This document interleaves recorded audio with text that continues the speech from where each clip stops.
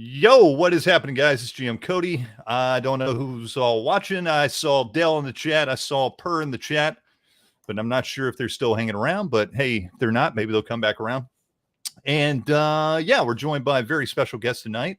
Somebody I've wanted to have on the channel for a very long time. And we finally got this very busy man on here. My older cousin, Tommy. Hey. Good to have you, Tommy. And especially good to have you on the channel talking about gaming. Yeah. Because me and Tommy grew up together, not just gaming, but doing everything together. Yeah. I mean, even though Tommy's my older cousin, he's probably more like my older brother, really. Even before we were role playing, we were playing Imagination, in his mom's house and playing with action figures and mimicking whatever movies and TV shows we saw and doing all kinds of awesome stuff. So, yeah, it's really cool to have him. Yeah, Purr's with us, so that's cool. And maybe we'll get some other folks in here. So let's get started. We do have a topic tonight, sort of. Yeah. I didn't really discuss what that topic's going to be, but mainly we're just going to be hanging out and just shooting the shit. But I wanted to ask Tommy one thing, and it's a good way to introduce you to everybody, which I always ask everybody that I have, like, first time on the channel or anything. And it's always interesting to me to hear, how did you get into gaming and when? I feel like gaming is such a big word, right? Because we're talking board gaming. I'll give the general. No. So when I say gaming, I mean like hobby gaming. So let's just say role-playing games. When did you first get into role-playing games? I think all of it, really. I think that it's interesting, and maybe you even don't know this. I think that, like, I remember there was an episode you were talking about, like, your Touchstones. Maybe it was the vampire one, which I think you actually talked about. You talk about Touchstone games in that one. Yeah. It's like you remember those moments and you're like, wow, I think this totally changed my life. And it's funny as that. So what may not be as Cody's dad, also Tom, not Tom. It's actually why people call me Tommy versus Tom. Like, him and Cody's mom, like, were married for a long time without kids for a long time. And so, like, I was kind of their de facto kid, which is kind of like how I was at their house de facto, which is like how I ended up like Cody's kind of older brother-esque character. But because of that, like, there's something missing. Like, I remember, like, those like kids, you're like, oh, I'm gonna take the kid there because, like, I want to be the cool uncle. We probably both done that.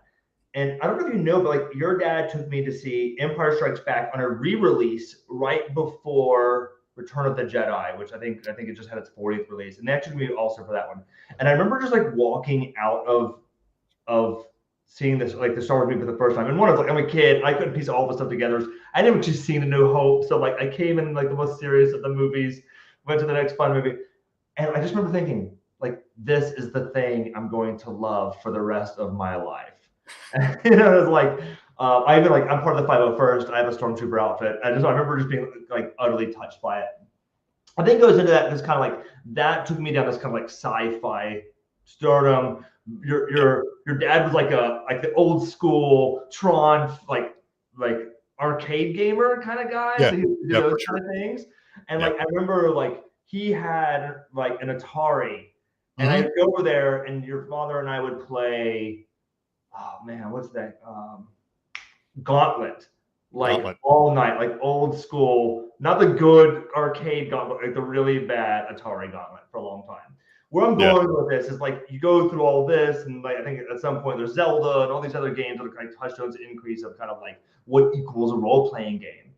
And I'm like, I'm like 8 years old, and my father, and you probably do this too as a construction dad, they like bring you with them sometimes and like pawn you off with like some kid you've never met that was kind of close to your age. Yeah. And in there, he happened to have Dungeons and Dragons. Now, like, I'm in there in his house, and like I'm going there, and it's over summer, and like we're gonna spend like the next 3 weeks, and he's trying to explain the game. He's like 12, I'm like 8. I literally is going all over me. Let me pause you for 1 second. What year would this be roughly? Man, so this, if I'm 8, probably 87. 87. Yeah. So was it? Do you remember what edition it was? I think it's advanced first. First edition. Okay. Yeah, I think it's advanced first. I think the big thing like connected with me is like all the art was just so different. And oh yeah. So much like monster art everywhere, and I'm like into all the dragons, and I'm into all the fighting. I mean, like who doesn't love like kind of the Conan the Barbarian? And probably watched it way too young, Right. and like we didn't care back then. You know what, No. orgy scenes and violence? Close their eyes, we're good enough. Well, your dad is the one that showed me Conan the Barbarian for the first time, and I was way too young to be watching that. And like, oh, yeah, they're killing him. Who cares? Oh, orgy. Got to come Yeah, in. Yeah, for sure. Okay, go back to the killing him. Good to go. So, anyways, this. But it connected with me. I kept looking through the book, and I have this limited time there, and so I remember just bringing graph paper and trying to graph out everything, every stat that I could, like going through monster manuals and players' handbooks, and literally handwriting stuff for 3 weeks, 8 hours a day, 5 days a week, little drawings in the corner of what was the monster kind of look like, slimes and dragons and things like that. Yeah. And I remember going back with my friend and utter chicken scratch and totally messing up the game. But I don't think it mattered, because just when you're talking about play, for us it was some kind of organized theater of the mind. It was organized imagination, and it was okay, I want to do this thing. And before we were just okay, we do it. But that's kind of fun to do when you're outside, Yeah. But when you're in the room and it's raining and it's night, it kind of, it's harder to do that imagination play. So it opened up that space for me. So I was rolling here and there. At some point, there was a local comic book shop, I think, that had some games, and maybe I think I picked up a used copy, and I think God, I can't remember. Oh, I know exactly the game. Actually, I just texted you this. I was I'm surprised you didn't pick this up. I didn't have a copy of Dungeons and Dragons for probably about 4 more years. But what I did find was a copy of it. It was I didn't look for the look at it. Was it Marvel's Champions? No, you're talking about the TSR Marvel game? Yes. I've got it over there. Yeah. Yeah. I still have the bootlegs you made me. they're little, they were online that I found for them because we couldn't find it. And this was probably, God, when did I give you those bootlegs? You were probably early high school. No, I wasn't even that old. I don't think I was probably 12 or 13 or something. Yeah, but I had an office that had an infinite printing, and I found them. And I was I was here's I'll spiral 300 pages for I don't remember exactly how old I was, but I remember, I was always over at your house every summer hanging out for most of the summer. And so we were talking about role-playing games and doing our thing or whatever. And somehow that game got brought up. You brought it up, or I think I was looking at it online. I think I found the books and you were like, holy shit, I played this game. It's fucking awesome. I was like, yeah, dude, look, the site has all the books, and you're like, all right, we're going to go to my office and print these off tomorrow. And so you're like, you got to play this game. It's color, double brown, everything. It was great. But I think that was the first game that I think I legitimately played. So so for about 4 years, I've had this graph paper. It's probably 50 sheets. And I was just kind of rolling dice and making maps on different graph paper, just kind of getting people to different lands, and just kind of one-on-one, one-on-two organized play with some local friends. And we moved a lot. And then I landed in a spot where I remember it was these bunch of older kids. I mean, older as I was probably 6th grade. They were probably 8th grade, going on 9th grade. One of the guys ended up being a fencer for Duke University. Wow, yeah. That kind of stuff. And named Doug. And we had some friends, friends were 8 of us, and he was and I think this was during the whole, I saw your episode, Satanic Panic. Mm-hmm. And so my mom went to that whole Satanic Panic thing. I think that was kind of the whole Christian South thing. We definitely went to that. And so even talking about the words Dungeons and Dragons would I remember at some point between there, it was no. But I was okay, Marvel and comic books, totally safe. So I could bring these home and talk about them. So I'm there, and I'm I just remember the first time, this was the first time I truly made a character. And you kind of end, or you're thinking about all the stuff. And I remember having it's actually where the name Night Eye came from. I was this character all in black. They got powers from the sun or from the moon. And so I remember on a new moon, I was I'm really weak. And on a full moon, I was I have all the powers. And I just remember making the character, and I don't remember exactly the scenario, but I remember the GM really liked PvP in that game. Oh, right. They Okay. like set people up against each other. And like I remember like, you know, this moon came and like I throw a card. He's like, but all of a sudden the clouds parted and your powers came. Like, I take the card and I throw it back and like crush this guy, take him down, and I smash him to little bits. And they're like, killed a player. And I just remember this guy like, you know, and he was probably like crying and leaving and realizing like the equity of gaming and like trying to feel out like, I don't know if I really like that I just destroyed this guy, or am I okay that like I just ruined his day? And this was Marvel superheroes? You guys were playing? Superheroes. Okay, yeah. I probably played that for a good probably 2 years. And then at some point I like went back into Dungeons and Dragons. And I think at that point I really went into second edition. Second edition was full moving. Yeah. And went back into Dungeons and Dragons, really took that on. I don't remember, I think I hit it. I had like probably a book bag. I like hit it for my parents and kind of like snuck it in and kept getting the book. Like I'd work all summer, you know, for like, you know, chump change money for picking up nails and stuff like that. And then like out of that, I buy those books. And then I think at that point, I really kind of understood after like watching other people play. I think that like, that's the hard thing when you first play is like the connection of what equals play. Absolutely, yeah. It's kind of funny, like, so you're explaining your origin story, and I've never heard this story, by the way, so this is really awesome to hear, because I've never asked you for whatever reason, but your origin story is really similar to mine. Like this is exactly how I got into it. Like you were talking about, you know, you got introduced to a friend that had one of the books, and it happened the same way. Of course, I couldn't have the books, and I was handwriting notes.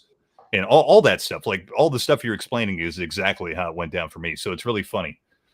Yeah, I'm really curious thinking about that. And I'll jump back into this a little bit. I don't want to rant too long. But like, what does the next generation look like where they have more accessibility?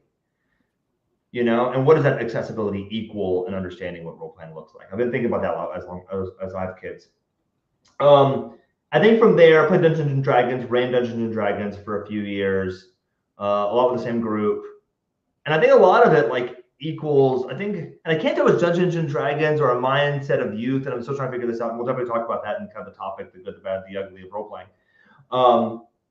Is it like min-maxing? Is that part of like that as a youth, or is that part of a culture? And I can't tell because I think like I see adults min-max too, and I'm like, how is that fun? And yeah, well, I mean, like I think a lot of us did it when we were younger. You know, well, like when you're really young, you know, if you started as a kid like me and you did, you didn't really think about that sort of thing. You were just wrapped in the game, right? You were immersed in what the game had to do and trying to figure it out. And like, you were just, that's all you cared about. Well, when you got to like early teenage years, you started thinking more about the numbers, you know, and started, I mean, I tried to min-max all the time when I was younger, and I'm sure you did too. And a lot of our friends did. And, you know, we all did that. But at a certain point, like we all kind of grew out of it. For the most part, there might have been like one guy in the group that was always like doing that kind of thing. But for the most part, it seems like, at least in my circle, as everybody's gotten older, we've all kind of grown out of that. It tired us. You know, we cared more about getting into the character and role playing, and less about what the game is. You know what I mean? Less about the rules and trying to min-max and all that stuff. So, but that's just anecdotal. I don't know if that applies to everybody. Probably not. I still know quite a few people that are really, you know, immersed in that sort of thing. And I think everybody enjoys, I've said this many times on different streams and stuff. I think everybody enjoys different aspects of role-playing games. You know, some people just enjoy hanging out with people. They don't really care about the game. They just want to be there and socialize with people. Some people are all about the role-playing, like me or you.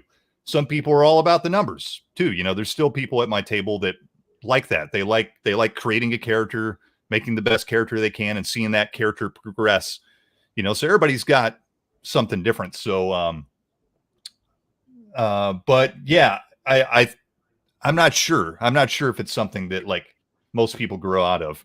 Oh, I've got a thought on this actually, and I'll keep talking. I think that this will kind of weave all back together. So I promise that.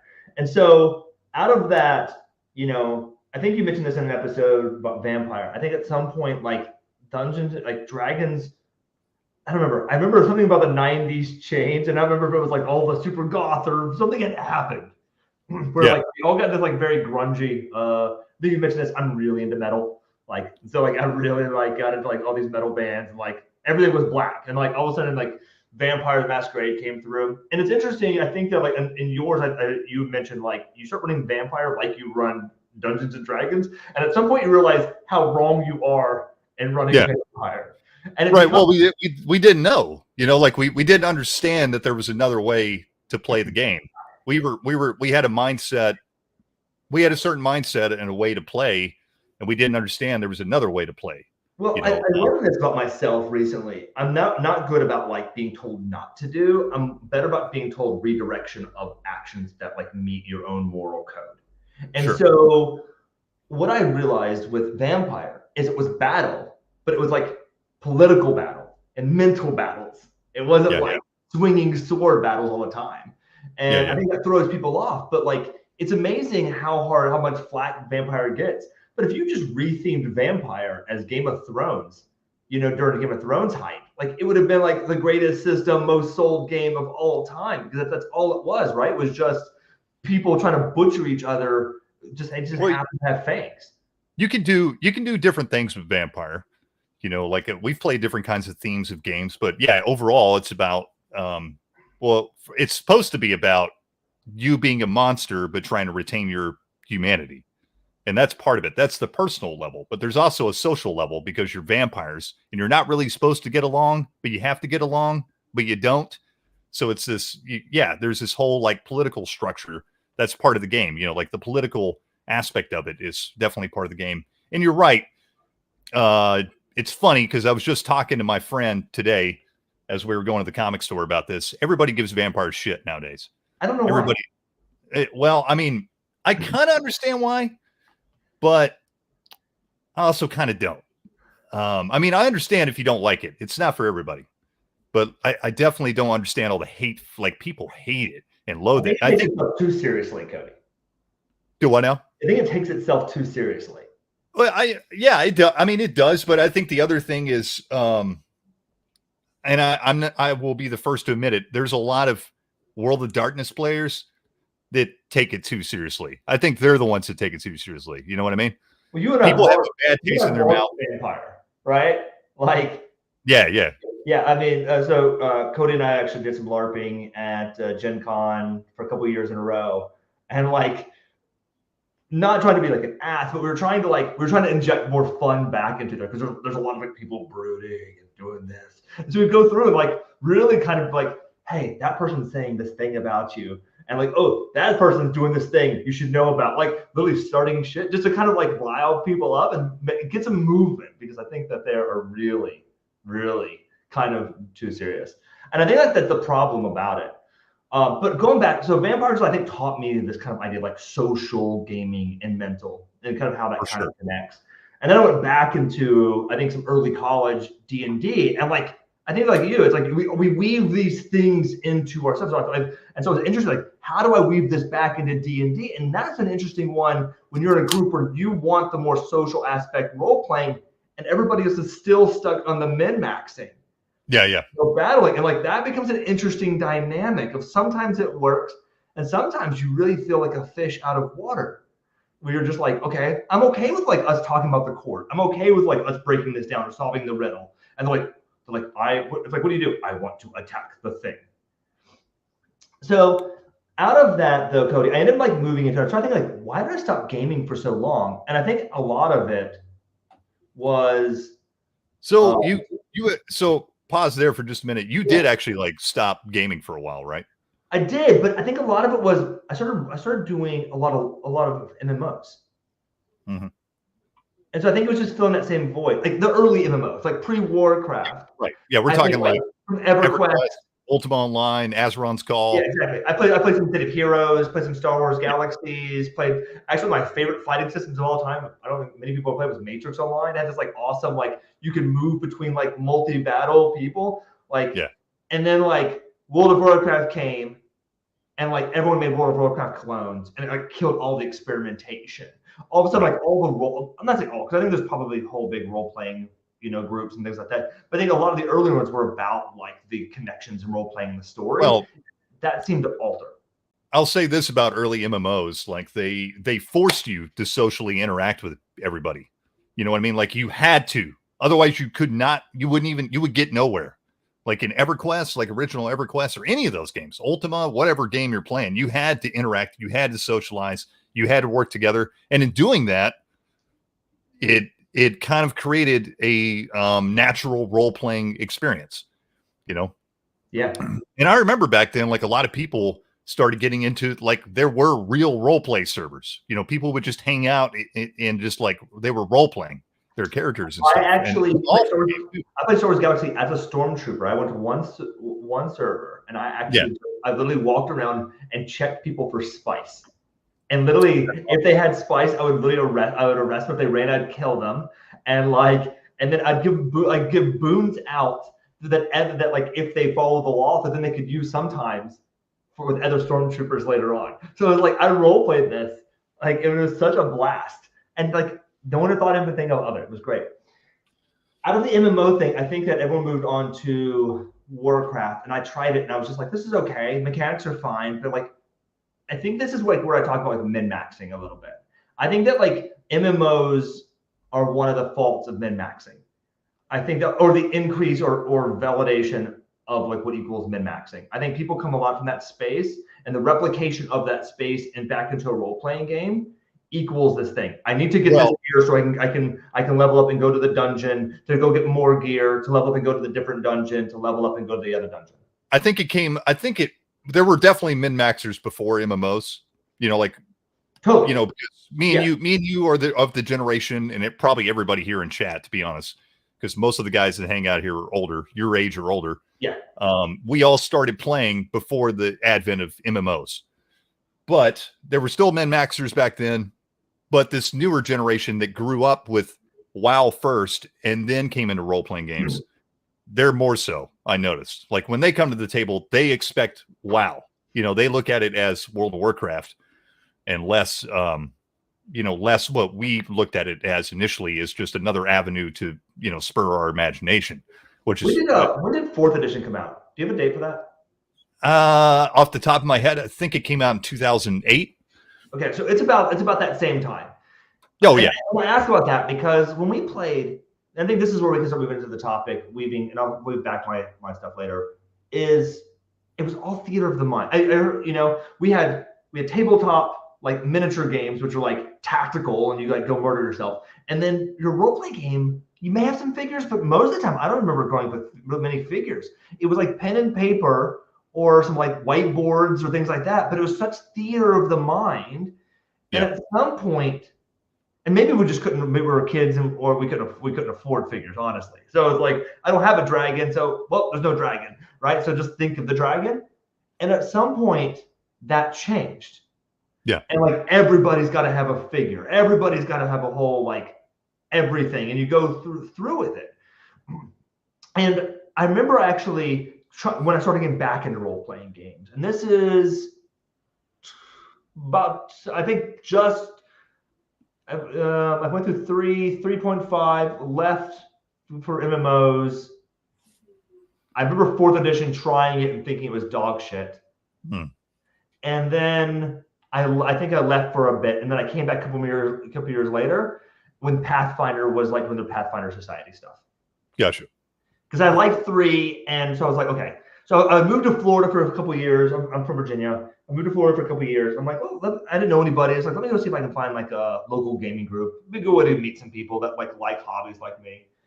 And I remember like I played with some guys. They're like, okay, you're pretty cool. We'll invite you into our group. And I was at their like personal group, and I remember I was like, okay, I want to slide under the table, and there's like a cliff, and I want to kick this wizard off of the cliff. And I'm like, and the guy's like about to think, and it's like his spouse is like, actually, you can only go 15 feet and blah, blah, blah, and blah, blah, blah. And, so that is a no. You're going to have to wait 3 more turns to be able to do that. And I was like, whoa, it's the first time I got to like, I guess, not organized play people together, like organized play is like they had Pathfinder Society that they were putting all their stuff in, and now D&D has their own thing, Beyond, is that what it is? And like they all put because of that, it crams people into these like rule sets of like reduced imagination and more rule following. For sure. And like, I think you and I come from this like rules are meant to be broken kind of society. Like what matters is the organized play and the fun at the table. And I saw go ahead. The games we grew up on and the games, we were playing didn't have a lot of rules. So you had to make shit up all the time. You know what I mean? Like, when you're playing like old school D&D, for example, there's not a rule for everything. So if you told me you wanted to do that in even AD&D second edition, as a GM, I'd be like, okay, cool. And I would just have to make some shit up for what you have to do. I'd be like, all right, make a dexterity check and make an attack roll. And if you do that, you kick the wizard off the cliff, and if you fail, well, you didn't slide far enough, or the wizard's hanging on and pulls it back up, roll for initiative, or you slide off the cliff with him. If you roll like a one, you're sliding off the cliff, right? But that's the thing. Like, we came from these games where there wasn't rules for everything. And it just wasn't, it wasn't as structured. So we just kind of made shit up, and that's how I've continued to do things no matter what game I'm playing. But I think that there are rules for stuff. I know you've been at a table where someone's a rules lawyer and they spend like the next 15 minutes looking for the rule. And God, there's nothing more boring than watch somebody run through a book to find like the one rule that may exist. You're like, we just how about we just note it down, move forward, and we'll look for it later. Yeah, exactly. Yeah. And so out of that, I came back and I just remember literally thinking, I was like, maybe role-playing games are not for me anymore. Right. I was like, if that's what this is, I'm like not interested. So I happened to just like look online. I was like, role-playing games where people aren't a dick. It's like or something like that. And I came across, especially getting into rules-light games. And I'm mostly talking about two systems, Fate and Apocalypse World, or any of the Played by Apocalypse games. And I think at this time they were like brand new. It's funny because they feel old now. So like they came out around 2010, 2012. Yeah. And but I was hooked to them. I was like, oh, something that is narrative driven. Sure. Something that like you say the thing and the output equals the thing. I don't know if anyone here has played a lot of the Apocalypse World games or not. I'm sure we have a couple in here that probably have. I know I have played a little bit. I've never played Fate. It didn't really interest me when I looked at it, but it might be good. I don't know. But Apocalypse World I've definitely played mostly with you, but I've played some games outside of playing with you. And I think it's all right. Cody, is that like you don't, the move doesn't trigger the narrative. The narrative triggers the move. So I mean, there's a couple things about this for those that haven't played any Apocalypse World games or Powered by Apocalypse games. So I think one thing is that you see dice rolling is in a curve versus a linear. So it's 2d6 and it's based on a curve. And then you end up like I fail on the low end. You end up with you succeed with a consequence, and that could be I swing and I do damage, but he also nicks me, or I swing and I open myself up for a following attack. Yeah. And then there's the succeed. There is no initiative, something that like blew my mind when I first played this, of like what equals the flow. And like I guess the scenarios going up through me is like, okay, if Bruce Lee's fighting, where is the initiative in his fight? It's about like his moves, and then when he fails, it's a counterattack set of moves. Sure. It's not like he goes, they go, then Bruce Lee goes again, then they go. Like there's no flow in that. And it does take a GM to understand that, right? A good GM knows when to spotlight and move. And I think I think there's some crutching that happens by, I think it's Cody's turn. Now it's Tommy's turn. Now it's this turn. Now it's that turn. And I think the other is this idea of like narration equals the move. So if you're saying like I run across and I attack the orc, right? Like that could trigger move, but it could also say there's archers that see you. You have to defy danger to get to the orc. Once you do that, then you can hack and slash. So it's recognizing the narration, and it forces people out of this. I try to play D&D 5th edition 2 years ago with some friends. I love these friends, good and a bunch of board gamers. Maybe they came from a board game group, but everyone at the table was just like, "So what do you do?" "I attack." "How do you attack?" "With the sword." And like, oh my God, people like the whole night, "I throw the fireball." You're like, well, I've discussed this a lot with different people. You can role play and narrate in any system, totally. but it takes somebody to interject that into the game to make people realize it a lot of times. And I say this a lot, that if you're a good player at the table, you should be influencing the bad players at the table. So like when I'm not saying I'm the greatest player in the world, but I've played a lot of games, and if I'm at the table with a bunch of new players, I try to be a good example and set a good example for what is going to be cool and fun and make the game more exciting, because the players, it's not just the DM that's responsible for running a good game. It's also the players. They have to interject just as much. Yeah. They have to interject just as much, if not more, than the DM does for the whole table to have a cool experience. Otherwise it's going to be pretty dull. No matter how good the DM is. What I'd love to talk about with you, which is our mechanics allowing for that for new players. Because you're right. You can go there, be a mentor, and you can kind of like guide players into it. But let's just say you're a fresh new group. You've never played with any other role players out there. Yeah. You and your 5 buddies are going to go pick up the Monsters Manual, probably watch some Critical Role, a couple of times. You saw it on Stranger Things, and then you have to go pick up the manual.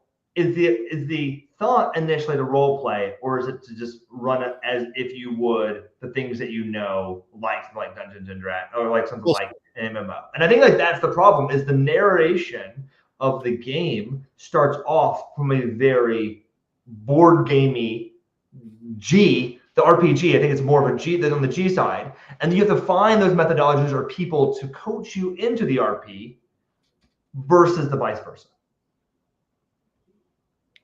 Yeah. So like, where was I going? My brain got lost for a second.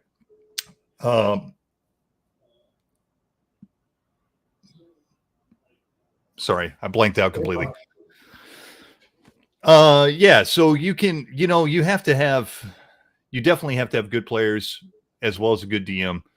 The mechanics, it helps when the mechanics explain to you that, this narration style, and Dungeons and Dragons has never done a good job of this.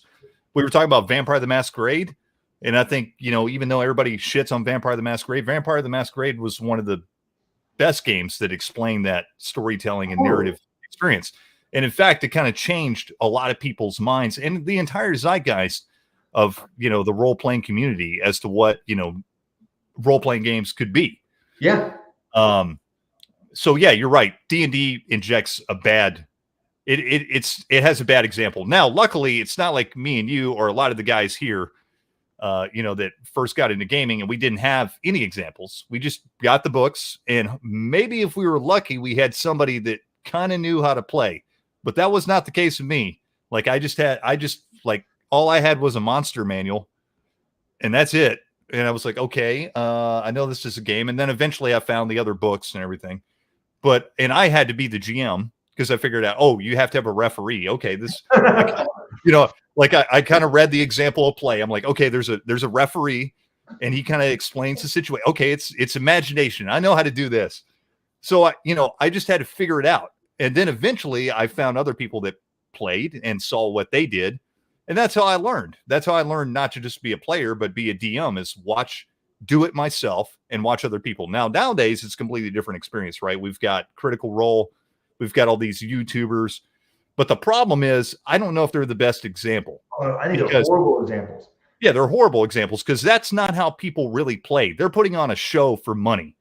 It's a product. It's not. They're voice actors at that. So yeah. I've actually heard where people actually quit games because they go and they're like, wait a minute, you're not running it like Matt Mercer with all the fun voices and the cool things. And they're like, that's not realistic. Yeah, exactly. That's not how people play at the table. Even though, if you watch my games or you see me play, I put on funny voices, always have. but I'm not a voice actor, like, and that's not, they're doing, it's a production, and even the amateur ones are trying to copy Critical Role. So I've heard a lot of people say, just go online and watch other people play. And I'm like, no, don't do that. Like, go to your game store and find a group, or, just play with your friends. There are people online that are playing like real games, you know what I mean? But you have to look for them. But I don't think that's a good example. And I think it's actually a bad example, because there are a lot of new people coming to the hobby and they think that's their expectation of what a role-playing game should be. And then when they actually get to play a role-playing game, that's not usually the expectation they're met with. And they're pretty disappointed by the experience. A good example. Vampire, you imagine Vampire with all of this success, and like a bunch of people running out playing Vampire. That'd be so hilarious. It'd be awesome. Yeah, it would, but that's not going to happen. And they. You know what Vampire really messed up, and this is something that I am like known for butchering Vampire lore. Like, it's like I'm just known for it. I'm gonna just call it. Vampire almost like writes itself. Like, that's the problem about Vampire. Like, they've written so much fiction that you're like, if you play with people that are like lore nerds, they're like, whoa, that's not exactly right. This thing happened with this, and this is the Antediluvians actually did this, and then this clan disappeared and ate this. You're like, it's okay. Yeah, well, Per brings up a good point here, that you have to set expectations at your table before you run a game, and absolutely you do.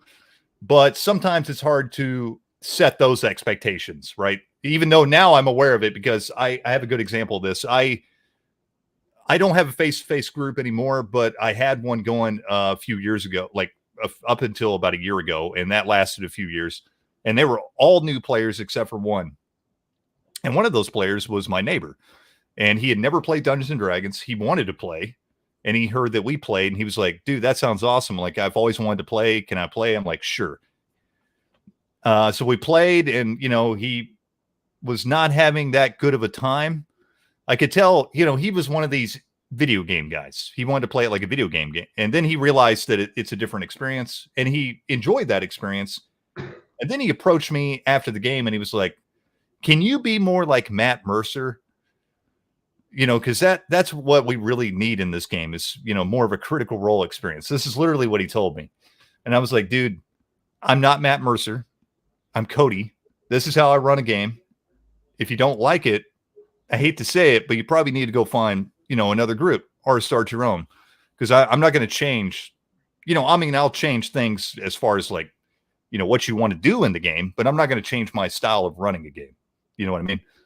So, yeah, and I think that what I'm trying to figure out is that the idea to set, I hear Per on setting expectations. I really do. I think it's clear to be like, this is the kind of game that I'm running to play, so that no one's surprised. Like, but absolutely. But I've gotten to where, and maybe you feel this way, that I'd rather just find people that align with how I want to run a game, or the kind of like, than go out in the world and expect other people to play that game.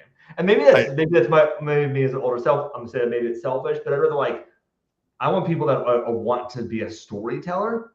Yeah. I think that we played a little bit of the Veil, and the Veil. I can talk about some Apocalypse World games a little bit. And that, like, I knew the people, everyone there was willing to like be really imaginative. Yeah, yeah. I mean, because like, for those who don't know, the Veil is a Powered by the Apocalypse game where you're playing. It's cyberpunk, but it does this cool thing that I really love. You do all your stats are actually emotions, and you're doing all your moves based on your kind of the emotional state you're at. So if you like square up to shoot somebody, am I scared versus I'm angry versus something else? And it started like, but I knew that like I can't play this kind of game with a bunch of like min maxers. Like that's it is a very role play game, because like the expectation is you're like rolling angry or calm and things like that. You're speaking that narratively, and so I'm almost getting to the point where I'm like, okay, this is the kind of game that I want to play.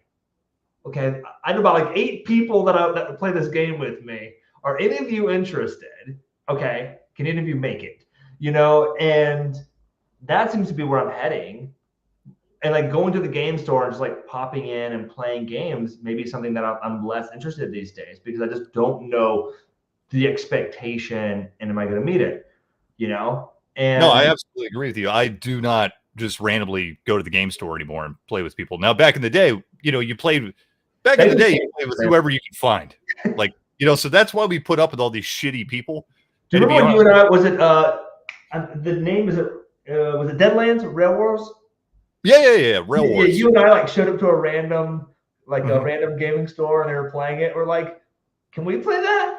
Yeah. Well, that's a little different, like, because that was a miniatures game, and that's a little bit, but it's still kind of the same experience. Because, like, playing miniatures games, I'm still the same way. Like, I'm pretty picky about who I want to play with nowadays, and it's the same with role playing games. Like, I've gotten pretty. That's one reason I don't have a face-to-face group anymore, because I'm pretty picky about who I want to play with. And I do kind of like I vet players per se, but I kind of do.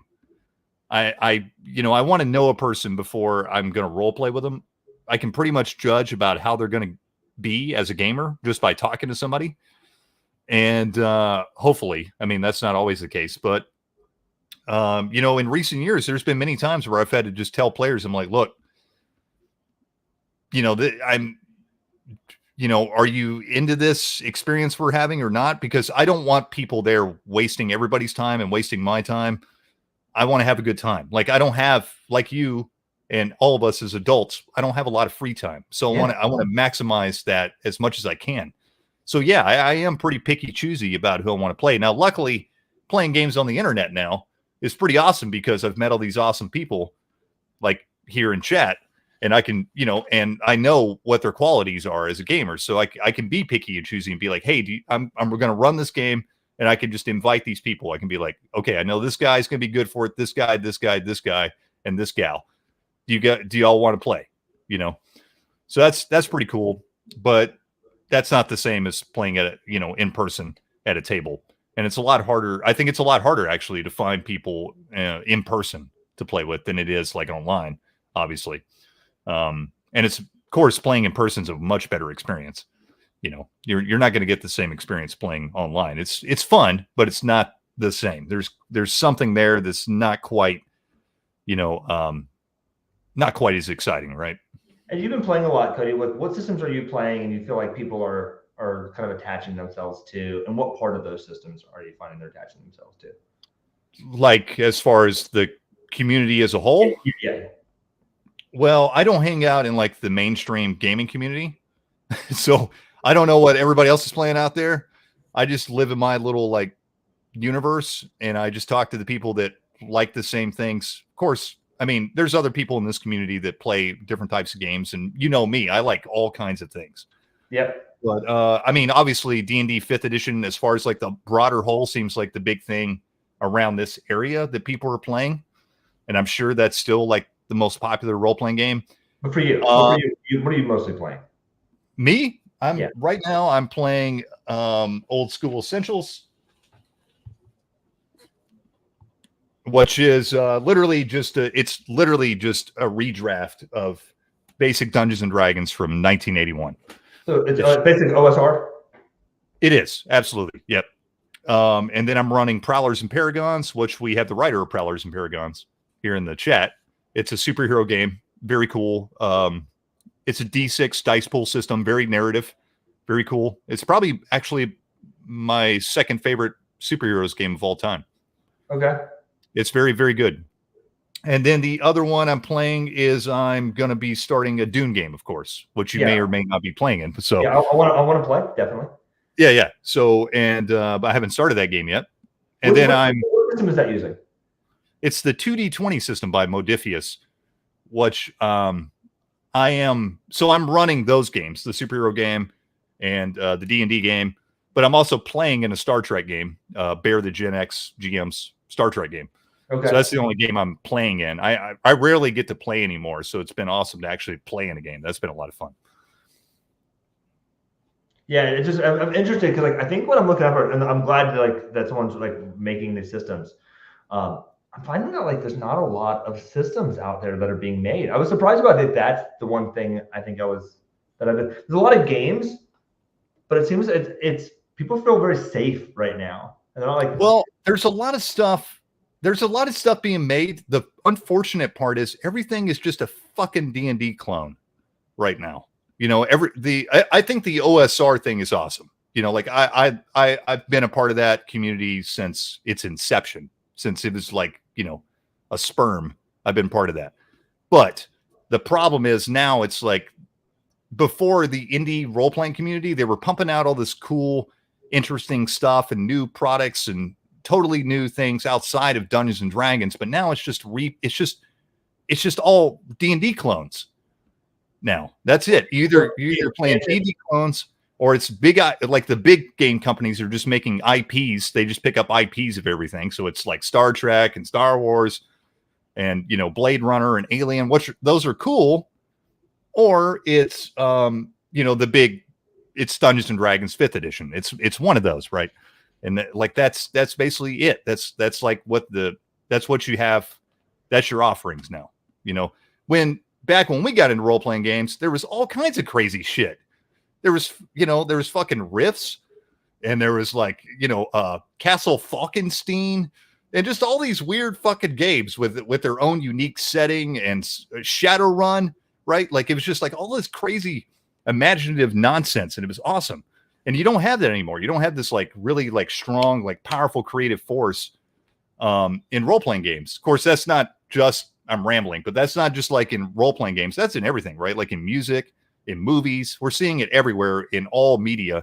It's just either like a rehash of something old, or it's just like very safe, you know, play it safe. Part of me wonders though, is that because those resources are just being utilized and moved into other things, right? So like, would like the creator of a world like Shadowrun have ended up like doing video games these days and making being like the story runner of a Shadowrun video game? I know they are Shadowrun video games. Yeah. I'm just saying, like, but like today, those kind of creative outlets are different because they didn't have the technology back then. They were just like, okay, I've got this vision in my head. How do I get it out? I get a book, but I want it to be interactive. There's only one way because these computer games and arcades are kind of, you know, not up to speed yet. And so, okay, I'm going to make this thing. And now they're like, I'm just going to like talk to somebody to make a video game because I don't need that. Yeah, Elfbait popped in, and Elfbait's a good friend of mine. He's going to be playing in the Dune game. And Eli says miniatures seem to be where people were still taking risks. And I agree with you, Eli. Like that's like the one, like still very powerful creative force I'm seeing in gaming is miniature games. Like a lot of these indie miniature games coming out are like really interesting. Not just like, they might not be like original ideas, but they're really interesting and creative, like in the art and the aesthetic. And, you know, in the rules, they're going different directions with the rules and doing different things and taking risks, you know, like, and role-playing games, I don't see that as much. And I could be wrong, but I don't think I am. And as far as talking about more like battlers, you're talking more like board game type of miniature games. I'm talking about more just real miniature games that you would, you know, play on with terrain and paint miniatures and all that stuff. Not so much like board games too, you know, like there's a lot of more like board games coming out. And there is a lot of creative force in that. Like I'm seeing a lot of cool like miniature board games and a lot of these. I'm a Death player. Yeah. I know you are. Like you're a huge board gamer, and especially like in the miniatures board gaming side. And you could speak on this more than I could, but like I see a lot of creative force in that direction for sure. But you were talking just a minute ago about maybe it's because of like the progression of technology. I think that definitely has something to do with it. But back then, these guys that were writing these unique games and settings and stuff and rules were specifically writing it to make a new game. They were not thinking about making it, you know, as a book or a movie or any of that stuff. They wanted to make role-playing games. They were in the business of making role-playing games and came up with a new idea, you know, specifically. So nowadays, you know, that's a totally different story. And Lynn mentioned earlier that yes, the market is much smaller, and I agree with you. And that probably has something to do with, you know, as far as like the big industry role-playing games, which is, you know, very small compared to what it was before, except for Wizards of the Coast, of course, which is, you know, bigger than ever. But, you know, there's not a lot of other companies that are as big as or even close to that. Are we talking the market is smaller or the independent or the viewership of independent distributors is smaller. Because like as someone who's been going to Gen Con for the last like 20 years, I can tell you the market isn't smaller. And I think that online has made it not smaller. There's more people talking about D&D than ever before. I mean, when I was a kid, you mentioned D&D, there's likelihood you're going to get beat up. And now there's like cool chicks that are talking about D&D and stuff. And you're like, whoa, this is blowing my mind in some weird way. Yeah. I mean, like, I'm like, I did in some kind of alternate universe where D&D was cool. And so I don't know if the market is smaller, but I think that like the viewership or what, I think people just latch on to popularity of things or accessibility to things and without realizing there's like, they're like the fondant and all the really good parts of the layers of the cake are like beneath it. Yeah. No, I totally agree with you. Like, a lot of the people like in this role-playing boom we're having with 5th edition D&D, which is starting to wane for sure. Like that's starting to go down, but you have all these, I call them temporary gamers. These people came in like D&D is really hot and they're playing with their friends and Critical Role is really hot and all this stuff. But at the end of the day, they're not going to be like lifelong gamers. I don't think. I think they're just latchers on. They came in at the, the hype and the high here. And, in a few years, they're going to sell off their books and they're not going to game anymore. What I'm curious though, Cody, is like, are they introducing it to kids and will those kids become lifelong gamers? So like, even just yesterday, I had a friend saw a friend of mine hit me, was like, hey, I know you used to play role-playing games. Do you know of anything? I didn't, but he like wants to introduce his kid into it. And then another guy was like, oh my God, I want to introduce my kid into it. And I wonder if there's like, if that's something that like we'll see. Yeah, totally, because of money. But I'm curious if we'll see that in the future as some kind of like, what is it that, like, again, when we were kids, it was impossible to find anything. And now that it's accessible, what is it like? It's also about like, what is it? I'm most curious about how accessibility changes that. Maybe you and I were so dire fans because we had to like stretch and strive for every bit of it versus like, that's cool. Oh, next shiny thing. That's cool. Next shiny thing. That's cool. We were like, need more, please. Oh, absolutely. I know that, I know that's why, like to this day, why I'm so obsessed with it. It's, it's like it's still my favorite thing in the world. And that's the reason why, is because it wasn't accessible to me. It was forbidden. That was totally forbidden. You know what I mean? So like those two things combined, like it was something I couldn't have, still did it, and couldn't get a lot of. And so now as an adult, like I just eat it up as much as I can. Like that's absolutely a reason why, and you had the same experience. So yeah, I think that has a big part of why we're so into it. Talking about technology, have you looked at any of the AI stuff and using AI for? So I can't talk about who it is, but I do have a good friend right now that's programming an AI DM, and he ran me through an alpha of it. I'm actually going to have him on here when he's finished with it. It's not quite, it's very, very like early stages, but it was I was very, very skeptical at first. Like he was telling me about it. I was like, dude, come on, get fucking real. Like there's no way like this is going to be any good. This is going to be the lamest thing ever. And it was actually pretty cool. Like it was actually pretty cool. So I do see the potential in that, especially for people that cannot find a game master or are new to the game and want to experience it for the first time. Or even if like maybe they live somewhere where they don't have a lot of people to hang out with, but still want to play like, analog with pencil and paper and all that stuff. So I think there's potential for it. At the same time, I don't think it's going to replace, real role-playing games, sitting at a table with your friends with, human beings and a proper DM and the human error and element. I mean, eventually maybe it will, but I just don't think it'll completely, replace that experience anytime soon. So I asked ChatGPT the other day to make me an expansion to a game. Yeah, yeah. Like it outputted some really. You have to program it. You got to work with it. You got to tell it to do stuff. Yeah. There's a game like back there that's called Undying. It's a diceless game. You actually use blood points, and so you're actually like spending blood. Vampire, but you're actually spending blood, and your blood gives you the ability. And if you overspend your blood compared to others, things happen.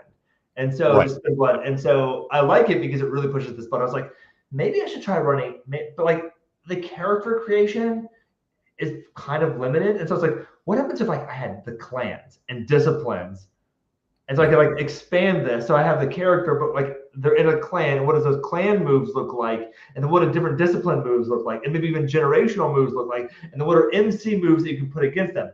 I was like, I wonder if ChatGPT could make that. And like within a day, I had a full set of moves, and like I'm a graphic designer by trade, so like I literally like made a book, like and within like one day, full copyrighted book, everything. I was like, huh. Went on Midjourney, made some AI art. We can talk about that if that's good or bad or not, but no matter what, I have it. And like I was like, I have my own personal book within a day. And it's interesting, this idea of like, what is it like to build stories that are like, I want this world, but I need to like, how can I use something to help tell me to get me to that next story? Well, right? I do think that AI is going to, that's the potential, and what I'm really excited for with AI as far as like integrating it with role-playing games. I'm really excited for it as a tool that I can use. Yeah. It's just another tool. Yeah. And I think it's potentially a really great tool because it can give you new ideas. It can come up with things that you might not have thought of. It's basically like talking, like me and you talking, like discussing these things. But as a DM, usually you don't want to discuss that with anybody. It's all in your head, but now you have somebody to like bounce ideas off of, and it's going to actually generate things for you. And that's really cool to me. Same with the AI art thing. It's just another tool, right? It's like people are really scared of this idea of AI art. Well, it's not, obviously, like it's not going to replace human art, like because humans have style. You know what I mean? Like they're humans and they have error, and that error is what makes art cool. You know what I mean? Well, I was talking to this guy the other day because we're talking about like books, and like what I don't want to like. Maybe we'll get to a world where AI is making like everything. But don't get me wrong, I'm ultra personalization. One day we can talk about like I love to fan edit movies because like I find like when I watch a movie, I find the movie is more of the owner of the viewer than it is of the creator at that point. And so however I want to view it is however it ends up that however I want to re-edit it is how I want it to view it. So it doesn't matter. Sure. Yeah. But we're talking about like AI and books, and we're talking about like, yes, there are some people that it will replace, but there are also a lot of people that have awesome ideas that don't have like, they're either scared or like they don't have the time to sit and like, how do you output those ideas, those interesting ideas? And so I think like that's something that is there like an awesome setting, say Shadowrun, that like some guy is, has in his head, but he's like, I don't have the time because I've got 3 kids and 2 full-time jobs, to like sit and like, type all these rule sets out. But could I go through the thing and then output it and slowly evolve it into something? Because now I've got a tool that can help push back and give back. I totally agree. I totally agree with you. I think, because, I think Elfbait in here, Eli, is probably the best example of that. Actually, because he's got some fucking killer ideas, but he claims, he lacks in the rules department. He's like, I'm just not a numbers guy. I have all these great ideas for worlds and stories and stuff, but I don't understand like how to write like a cohesive set of rules. Like numbers are not my thing. Well, for a guy like that, maybe like AI, could potentially be a great thing because he could be like, okay, I want this kind of mechanic and I want to do this and that. And then it's going to start like feeding you like raw numbers. It's going to do all the math for you. It's going to basically play test, what you're doing.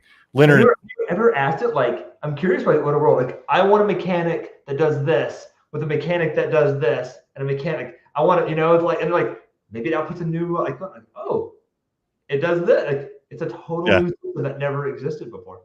Have you tried any of the? It's okay. So Lynn's a game designer, by the way. So he wrote. He's got another job, but his other gig is he has his own game company. He's produced a lot of cool games. Actually, you would dig them. He's the one that designed Prowlers and Paragons. Which I'm excited to try because I've tried a couple. Leonard, I've tried a couple of different superhero ones from like Thrilling Powers. Some different mutants and masterminds, things like that. They always feel clunky. Yeah. I would say take a look at Prowlers and Paragons. I really like it. It's very smooth. It's still got like a lot of that it's got a little bit of that crunch, so it allows you to, construct the hero you want and everything, but it's really smooth and easy to do, and it's very clear how to do it. And when you're playing the game, it's super narrative and fun and fast. So no, I think it's a great superhero game, and his other games are really good too. So Black Star, he's got a basically a not Star Wars game that's very rules light. It's awesome, and it's like, I don't know how many pages it is. It's very, very rules light, but it's works really well. He's got a Lord of the Rings, not Lord of the Rings kind of game, and it's really good too. He actually ran a session of that here on the channel. It was really fun. But anyways, yeah. I'm not going to put game designers out. I just think like people having tools is good for this. Is good for everything. Because I think that I mean, like, and that's those tools. That's me. Even for like somebody like Lynn, that's already like a great game designer. You could it's just another tool, right? Like that's all I see. It's a hammer, a hammer, a screwdriver, or whatever. Yeah, exactly. Have you tried any of the like ultra rules light games for like event building things like Microscope? Have you heard of Microscope? No, don't know. So Microscope is this cool game where it's like 3 phases at 3 phases. It's almost like a grid. So what you're doing is you start off by like building a world at like a level, and then you kind of like go down to an event. So like you first kind of like you're like, here's the event we're building, and everyone has some time kind of making what the event is and isn't. And then you go down to like an event that's happening in that world, building what it is and isn't. And then you go down to like a role-playing scene. I assassinate the king. Then you pull back out X amount of years later. How is that world different now because of that? And then you do that again, and then do that again, and then like do that again until it ends. I've always like wanted to do that at like the session, maybe like the first of the session 0. So you kind of like build this world. Yeah. And then you go play a role-playing game that's in that world that you built. For sure. We're kind of doing that in the Dune game.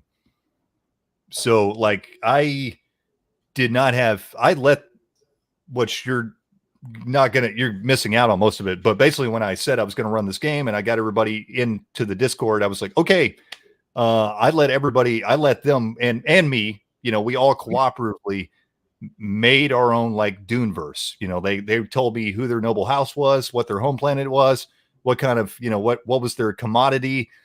And they just went nuts. Making up names and stuff.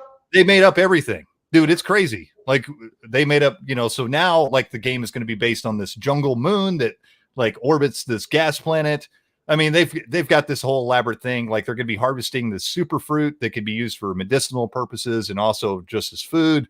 And then they have like I came up with a few details, but they really like ran with it. You know what I mean? Like, so that's definitely what you're talking about. And I've done that before too, like in D&D games. I ran a D&D game that was very much centered around the idea of the players they wanted to play basically like, be in control. They wanted to be the kings and nobles and all that stuff and like rule land and control everything. And where I got this idea was from, we were playing one of the D&D modules, and they cleared out a keep, and they didn't care about like the dungeon or anything else. All they cared about was this keep. They got obsessed with this keep, and they're like, we want to buy this keep, and like, how much will it cost to like fix the walls? And I was just like, okay, are y'all gonna like go in the dungeon? They're like, no. We just want to know about this keep. Like, who owns this keep? Where do we get the deed? All this stuff. And so I was like, okay, you know what? We're gonna start like a new campaign. And they gave me this idea. So like immediately, the first adventure, they save this princess, they bring her back, and as their reward, they were granted a whole province, like a whole like duchy, and they got a whole like everything. But the ringer was that, it was a very like torn up place. Like it was, they technically were the ones in charge, but there was like another rival king that claimed he was in charge. And of course there was like marauding orcs, and there was all kinds of shit. So they had to deal with all these situations to bring the land under wraps. And then they actually became like the nobles and stuff. So it was kind of cool because they were doing domain play, but at the same time they had to go off and they were still doing D&D adventures and had to do these quests and go to dungeons and do these things. And it was really good. And then we actually had like time skips and stuff, because I would be like, okay, we're skipping ahead like, 10 years. And this is what happens, after the aftermath of this war and battle and stuff. So honestly, you can definitely do it. I don't think people use time skip enough. right? Like, Yeah. like a group isn't fighting like every day. Like you get back to the thing, you go right back on another quest. You know, it's like, wait a minute, like there's no downtime at all for these people. Like it's straight back into the thing. Yeah, no, I absolutely agree with you. Yeah. Did you ever read Kings of the Wild? No, I have not. Oh my God. You've never read that book? Never read it. Cody, it is the most Cody book Okay. you could ever find. All right. Yeah. So they have like a Dungeons and Dragons group, but they're all like, but they have what they're called, they're like sets of bands. And so they call themselves bands, like I'm in my band. And they talk about it like as in like a rock group. And so they're treated that way. The really good bands go out and they kick ass and they get stuff. Yeah.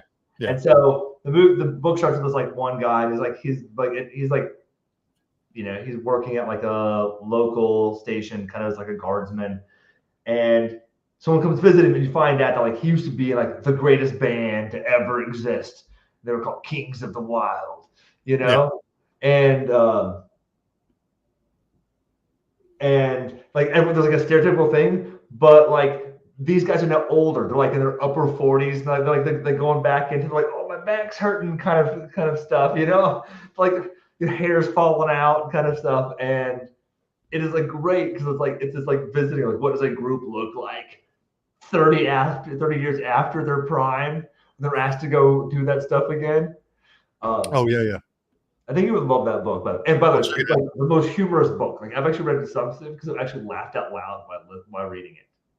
Awesome. Yeah, I'll But definitely. I think like it's something that's not done enough, which is just kind of this idea of like time skipping and how does time affect the group. No, I absolutely agree with you. Like I definitely play around with that stuff, but I also think like old school D&D is a good example of this because it kind of forced you to do it. Because, for example, one of the things is it takes forever to heal up. So you have to waste time to like heal up, right? But everybody sees that as a disadvantage. I see that as an advantage because now it's like, okay, you have to waste 2 weeks. What are you doing in that 2 weeks? You know, what are you going to do outside of adventuring? How's the world different in 2 weeks? Right. Things are still moving around the players, right? Like things are still going on around what they're doing. Just stop because you stopped. Exactly. Yeah. I mean, that's really important to me. So, do you think that's problematic because of all the like healing seems to be skipped these days, and like there's just like a module for everything? Like I almost feel like even as a GM, sometimes I'd finish like a big module after one I created, and I'd be like, okay, I got to stop for a little bit. Now it's like, okay, and then just grab the next list of pre-packaged modules to keep going through versus like, okay, I need some time to re-prep this stuff.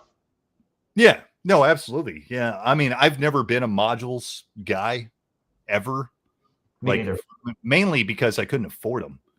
You know, like, I mean, that's the main reason. I just never like, it was either, you know, when I was a kid, I either had money to go buy a new book or a new module. And so I'd probably just go buy a new like book, right? Like I go buy a new supplement or a new rule book or whatever. But so right off the get-go, I never had any modules to look at. I just made up my own shit, and I still do. Now, nowadays, I have a little bit more money to spend, so I definitely like looking at modules for ideas. But as far as I'm concerned, I'm never going to run I never run a module straight out of the book, you know. I'm trying to look at what is that big? I think I have only played one module. What's that biggest module for Dungeons and Dragons 3E? I wouldn't know. Oh man, there's probably one. I look up. You would know it. Sunless Citadel? No, I'll have to think about it. I'll post it or something later. Yeah, there's definitely some stuff out there that I felt like I definitely played. It was like almost like thick book modules that are just like, we're going to be running this for the next 3 years, and you're dungeon crawling for most of it. Yeah. I remember there were a couple for 3rd edition. There was the Return to Temple of Elemental Evil. I remember that one. What I'm thinking about was to Return to Yeah. Which we played through that too at some point or another. I think everybody did. But I don't remember like everything. You're like you will fight every major monster at some point. I mean, like you have your beholders, you have your dragons, you have like they had everything. Yeah. Everything was in there. They're like, we're gonna make sure we got all the things in there. You're gonna use every bit of that monster manual. Yeah, absolutely. Yeah. I thought, you know, that's actually the only one I've actually had to like specifically murder another player out of just to like put him in check. Oh, I've done that a few times, but yeah. There's a guy that like, you know, they're like, oh, here's use these supplements, and then he comes back with like everything that's unapproved because he like has to have a special unique snowflakes character, and like Yeah. the whole game was that way. And I was like, I think I'm just gonna murder this guy. That was one of those characters that like I think that character actually, because there's 3d6 for rolls. I think I actually rolled like 3 18s for that character, like legit like rolled 3 18s. And Wow. so yeah, I like dexterity and strength. So I like a bow, like a +3 bow, and I was like, I'm gonna murder this dude. And I hit him with like 106 bow arrow damage, and I was like, can you stop that? Yeah, I've definitely done that in the past and seen it happen. I not to get off on the PvP thing, but I think the best story I have about the PvP thing is I was running a game right after high school, and I was running this long running D&D game, and one of the players was playing a paladin, and one of the players was playing this like chaotic evil, I mean, just fucking twisted evil, like sorcerer, right? But he was really good at playing. I was like, dude, I took him to the side. I was like, I don't mind you playing an evil character, but you know, if it like ruins the fun for everybody, you're gonna have to make a new character, you know, because it's, you know, you still have to have some balance there. Don't be a dick, basically. But he wasn't. He played it really, really well. And so the game went on for quite a while, and the paladin like never took notice that the sorcerer is just doing the most evil, fucked up shit. You know, That's I mean, kind of just fun, do what now? that's kind of fun that you didn't know that though. Like you're playing. Yeah, no, I mean, like, because I mean, he knew it out of character, but in character, he never could like. He just like the sorcerer was very well about like just being like, no, sir. You know, he was just very, very straight faced. But then he caught him in the act, like red handed. And the campaign had been going on for a long time now, and they're like really high level. And the paladin walks in, and there's like a sacrifice going on, and the sorcerer's like, and so the paladin's like, I can't ignore it. And he just like draws his sword. He's like, he's, you know, detect evil. He's like, draw sword. And they have this fucking epic battle that literally lasted like 3 hours, like in game, because they had all these magic items and they were summoning, you know, because the dude, the sorcerer, like summoned a demon, and the paladin like called upon the power of his god. And it was just this like giant epic battle. And it went on for like hours. And finally the paladin won or whatever, but it was super awesome. That was probably the best and most fun experience I ever had, like as far as like a PvP, you know, in game. Like, and both players were having fun with it. They were like, it's cool. Like that was fun, you know. I love to chat with you sometime. This is already at an hour and 15 Oh yeah, we're good. about like alignments in games and like Sure. when has like a evil campaign worked or evil players been able to work for such a long time. At some point, I feel like it just doesn't work because somebody's murdering too many people. Yeah, no. Murder I, hobo, and you're just the, like, this has got to stop. Like now, it's just like it's. You know. I can just tell you right now, it's not even a conversation. Like I've tried to play in quite a few evil campaigns, and they do not last very long. They just do not last very long. But they are fun. I think they are fun to play as like a mini campaign, right? Like just like, okay, guys, yeah, let's play the bad guys. We're going to do this for like 4 or 5 sessions and have a nice little thing. Get it out of your system. Everyone's going to backstab everybody. Everybody's going to, yeah, exactly. And like everybody dies or backstabs each other or they lose. And so then it's like, okay, that was fun. Now do you see that it's not too fun to play the bad guys all the time? So, but yeah, it's not, it really doesn't make for a very good. Which is funny, like, because if you read the rules, like you think that like there's equivalency across them, right? Yeah. And it's almost like they need to be like unless you're really all in on the lawful good, this is going to be hard to play. And if you want to be really the bottom 3, they're also really hard to play. You know, we really recommend that you play somewhere between these other 5 because like it's going to be better for everybody. For sure. Yeah. No, I agree. I mean, like, I think it's better as a whole to either play, you know, obviously very good characters or neutral somewhere in the middle. Evil characters can work, but again, every time somebody like plays like a, you know, if they're going for like a super evil character, I do tell them ahead of time, basically don't be a dick. You start being a dick and it just starts ruining the game. I'm going to take your character and it's going to become an NPC or, you know, something. Cause you know, in the long run, it's still like a cooperative, fun experience, you know, and if somebody's like ruining that experience, no matter what they're doing, I'm going to stop him and bring him to the side and tell him, hey, dude, like you're being disruptive.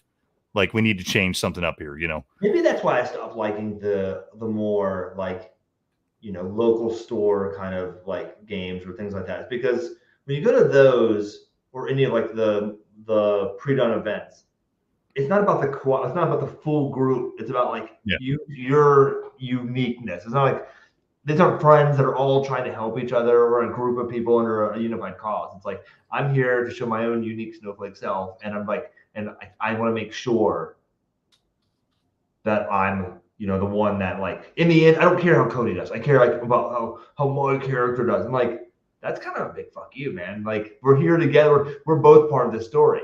It's not just your story. Like we're not all part of just your story. Yeah, for sure. See you, Len. Have a good night. See you, Chris. Have a good night.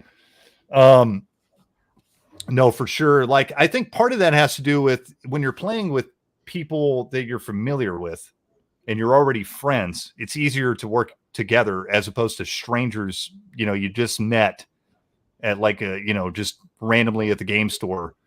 And eventually maybe you'll play that way. But also I've just noticed it seems to be a lot of modern players mentality. And I'm not sure where that comes from, where they're just so obsessed with what they do. And, everything, it's all about them and less about everybody else. And I'm not sure, I can't really give the answer why that is, but it definitely is a trend with like modern gamers I've noticed, like, especially with a lot of new players that I've introduced the game to recently. A lot of them seem to have that mentality. They're very focused on all about what they can do in their character, not how they can help everybody else or, all that stuff. So I don't really know where that comes from. It could just be something in society. I don't really know. The other thing about that, like, it's not even just about like their play style or collaborative experience. It's also like, I want people to get over dying. Like, when did dying become this like bane of your existence kind of thing? Where it's like, I have to keep this character alive for the rest of my life, or my gaming experience will be ruined. I'm like, if I had an awesome death, I was like those are better. Like if you're like your character died in a cool way, saving things or whatever, maybe, or just even a humorous way of outlandishness, that's just as fun. It is. It's fun. I keep explaining. I keep preaching this, and I know like not everybody agrees with this, but I think it's fun to die. And not just to die. I think the danger of role-playing games is fun. That potential of dying is what's fun, right? Like, no, not all the time. Like, some games don't cater to that and some games do, but I think a lot of that danger in role-playing games makes it fun. Like that's, if you feel like you're never going to die, like there's no, it's like watching a horror movie and exactly how it's, of course, most time how it's going to go down, but still it has that threat that everybody's going to die, right? And that's what makes it exciting. Did you watch Cobra Kai at all? I did. Yeah. I love that part, and this makes sense, where Johnny's asking Miguel, like, have you hit in the face? He goes, no, like punches him in the face, like, right? Like, it's like an adult assaulting a child. So that's like the first thing he does. It's like, okay, now you need to get over it. And I think that's the problem. It's just like these people it's not that like dying is bad or good. It's like they're so scared of dying. It's actually ruining their experience because they're making every decision like with like meta knowledge to stay alive versus like what would be fun for the experience or what their character knows. Well, I agree with you. I do agree with you on that, like as far as like the meta knowledge and stuff. But I think the other thing is the games nowadays cater more towards you not dying. There's so many things in modern role-playing games that are all about keeping you alive. When back in the day, when you played games like Cyberpunk or Shadowrun or classic D&D, like you could die, you could die really fucking easy.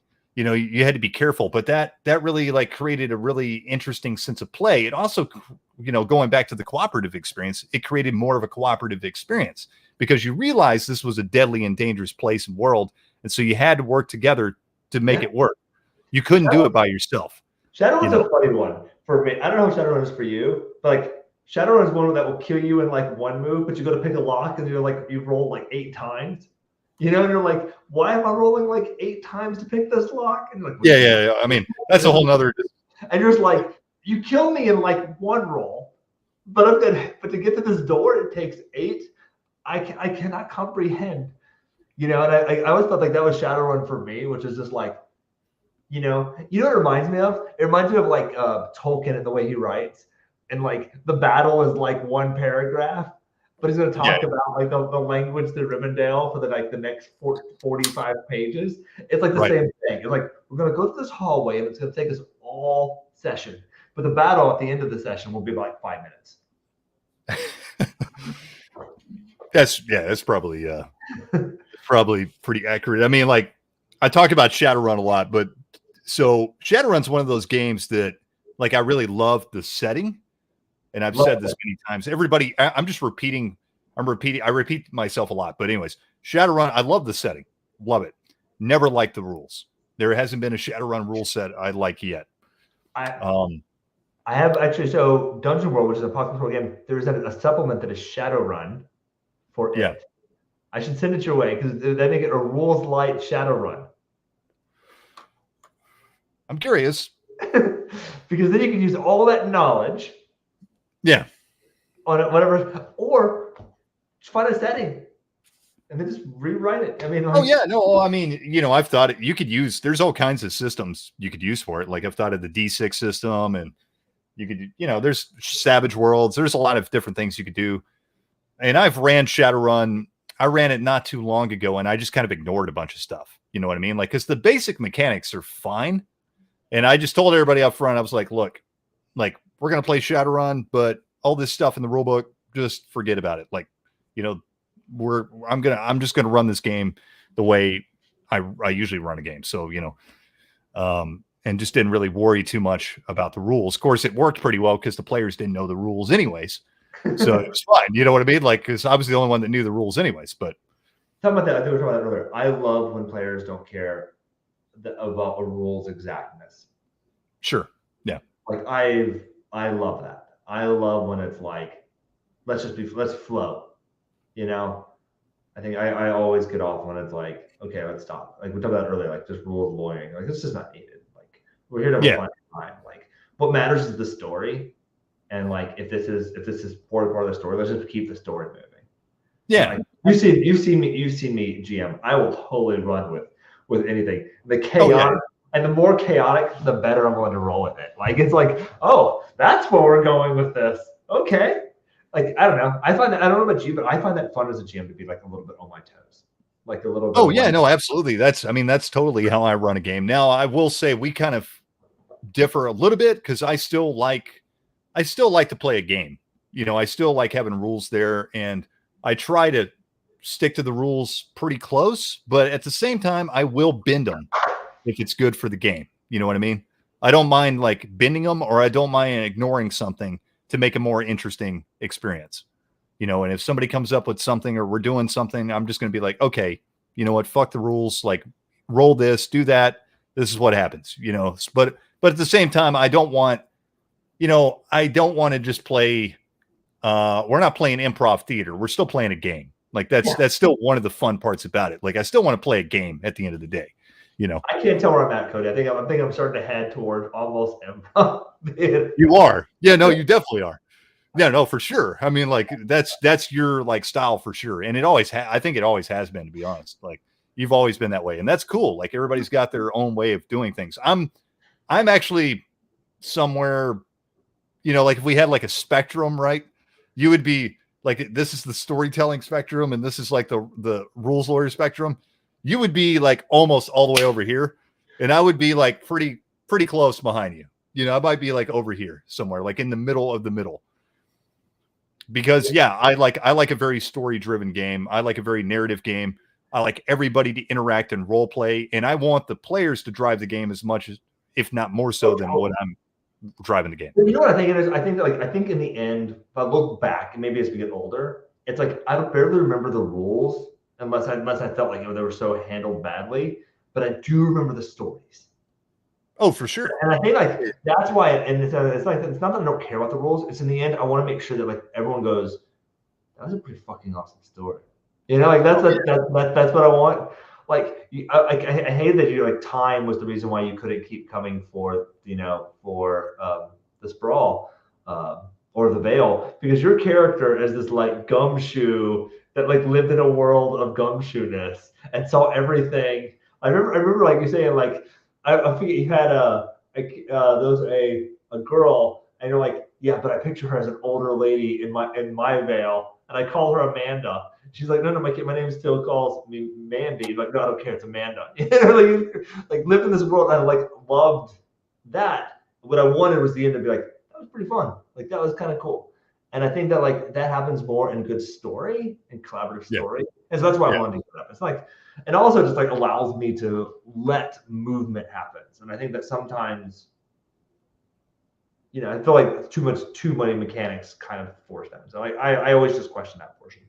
Yeah, no, for sure. No, I totally agree with you. I mean, I'm kind of the same way. And as I'm getting older, I'm getting more and more leaning towards like and I always have been, but I'm just going more and more towards where you're going. So like in 7 years, you may be past where I'm at right now. I don't know. Yeah. I mean, I just keep going more and more that direction, but at the same time, I am interested in rules. I've always been fascinated in mechanics and numbers and stuff. And so I still, am really infatuated with all that. But at the same time, when it actually comes down to it, when we're at the table playing, most of the time I'm just like, I don't hardly ever look at this thing. I'm not ever looking at the book. Every once in a while I will, like, like if it's something like comes up, I might glance at it or whatever. But for the most part, I don't want to be like looking at a book ever. I just want to be playing, Yeah, Cody, I think we are hitting like some time that I want to go back, but I think that like I want to finish on this topic, which is kind of fairness, and I think that a lot of that goes to being fair to you as the DM, to the space, fair to everybody, right? Like I think that like if you don't have rules, it removes that fairness. Absolutely. In the way, yeah. right? I mean, because the way I look at it is, I'm just presenting the situations to you. I'm just the arbitrator. I'm not the one killing you. You're the one killing you, right? Like, so that's the way I look at it is, like I'm not even the director. I'm the guy. I'm literally the world, and I'm just the world presenting. It's just like in real life. This stuff is coming at you, and you have to react to it. But I'm not out to get you, right? This is what's happening, and you have to react to it. So that's the way I look at it. Like I'm kind of like, floating above the clouds. The players to me should be the ones like telling me what's going on. I'm driving the story, and I'm just presenting what they see and what happens and reacting to what they do. Did you ever have a DM that was like that kind of asshole who was just trying? Oh, absolutely. Yeah. I think we all have, right? Like the DM that's out to get you. Yeah, definitely. I had a few of those. Luckily, I will say, luckily for the most part, like my regular GMs growing up were very good for the most part. But I definitely I've definitely ran across some bad ones in my time, but it's been a while. Yeah. But, and those are interesting because like they take it like, I don't remember I was like, what did I do to make it so personal that you felt like I'm going to kill this person today, right? Like right? And some of that is like some of that I think is min maxing, right? Like, and I do feel that like, and I maybe it's because I don't play those games anymore. Or I don't play with those, and maybe I would have felt those. I would feel that way if I was playing with like a min max or somebody that's like, you can't kill me. Look at me, like, dude, you have like zero intelligence. It's like, yeah. Like, yeah. I absolutely can kill you. It just I haven't chosen to. You put 100% of your stats into dexterity. There's some glaring things like that, and maybe that's what it is. Is maybe as you move away from min maxing, you get away from that kind of mindset of like having to shift and be against. And maybe some of that is also, as you mentioned, as it becomes more friends than just kind of like some GM who's out there to like prove himself in some way. Yeah, sure. I mean, I haven't encountered like an adversarial game master in a long, long time. So I don't know. I don't even know. I don't know. I haven't, and of course, most of the time I'm the GM. So, and I'm not, or try to not be like adversarial and try to not take things personal. Again, I try to be, just an arbitrator of what's going on. So I'm a referee is the best description. I mean, but isn't like the best? It's like at the end when they're like, "This was an awesome game." I feel like that feels a much better experience than, "Dude, you're a dick." Oh yeah, absolutely. I mean, like that's the whole thing. We're here to have fun, and everybody else is at the table supposed to be here to have fun too. Hey, how much time you got left? Why? Do you mind having other people in here? Yeah, go for it. All right, I'm going to throw the link out. Anybody that wants to join us, because I'm sure maybe whoever, you're welcome to join. I know everybody in here is cool. And it doesn't look like we're really going to be covering the topic we originally set forth to cover, but that's all good and well. You gotta weave the topic in a little bit. Yeah, no, we did. I mean, it doesn't really matter, to be honest. This is kind of how I imagined it to go anyways. But if anybody wants to join us and just shoot the shit, I mean, I've got all night. I don't know how much time Tommy has. And even if he leaves, maybe I'll stay on a while if we get somebody else. But you're welcome to join us there. But yeah, I haven't ran into like an adversarial DM in a while. It's been a minute. What about adversarial players? Do you get Oh, for sure. Demanding? No, I've definitely encountered those much more than adversarial GMs. How do you personally respond with them? Do you respond with them with adversary, or do you try to? No, I approach those people out of game. I deal with them out of game. Any problem player I have, well, first off, if they're pissing off the other players, a lot of times the other players are going to fucking deal with them. You know what I mean? The best example of this is I had this guy, and this is when we were in our 20s, and he was gaming with us, and he was always adversarial to everybody. You know, he was just a dick, like in game and out of game too, a little bit. And finally, he was playing this thief. We're playing D&D, and he's playing a thief, and he's just doing fucked up things to everybody. He's stealing people's stuff, and he's killing people and doing all this shit behind the scenes. And of course, like in character, nobody knew what he was doing per se. And then they encountered some creature that paralyzed everybody.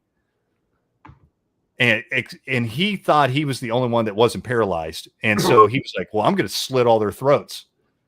What he didn't know, there was a second one behind him, and it paralyzed him. And the paladin wasn't paralyzed at all because he had something that made him immune to it.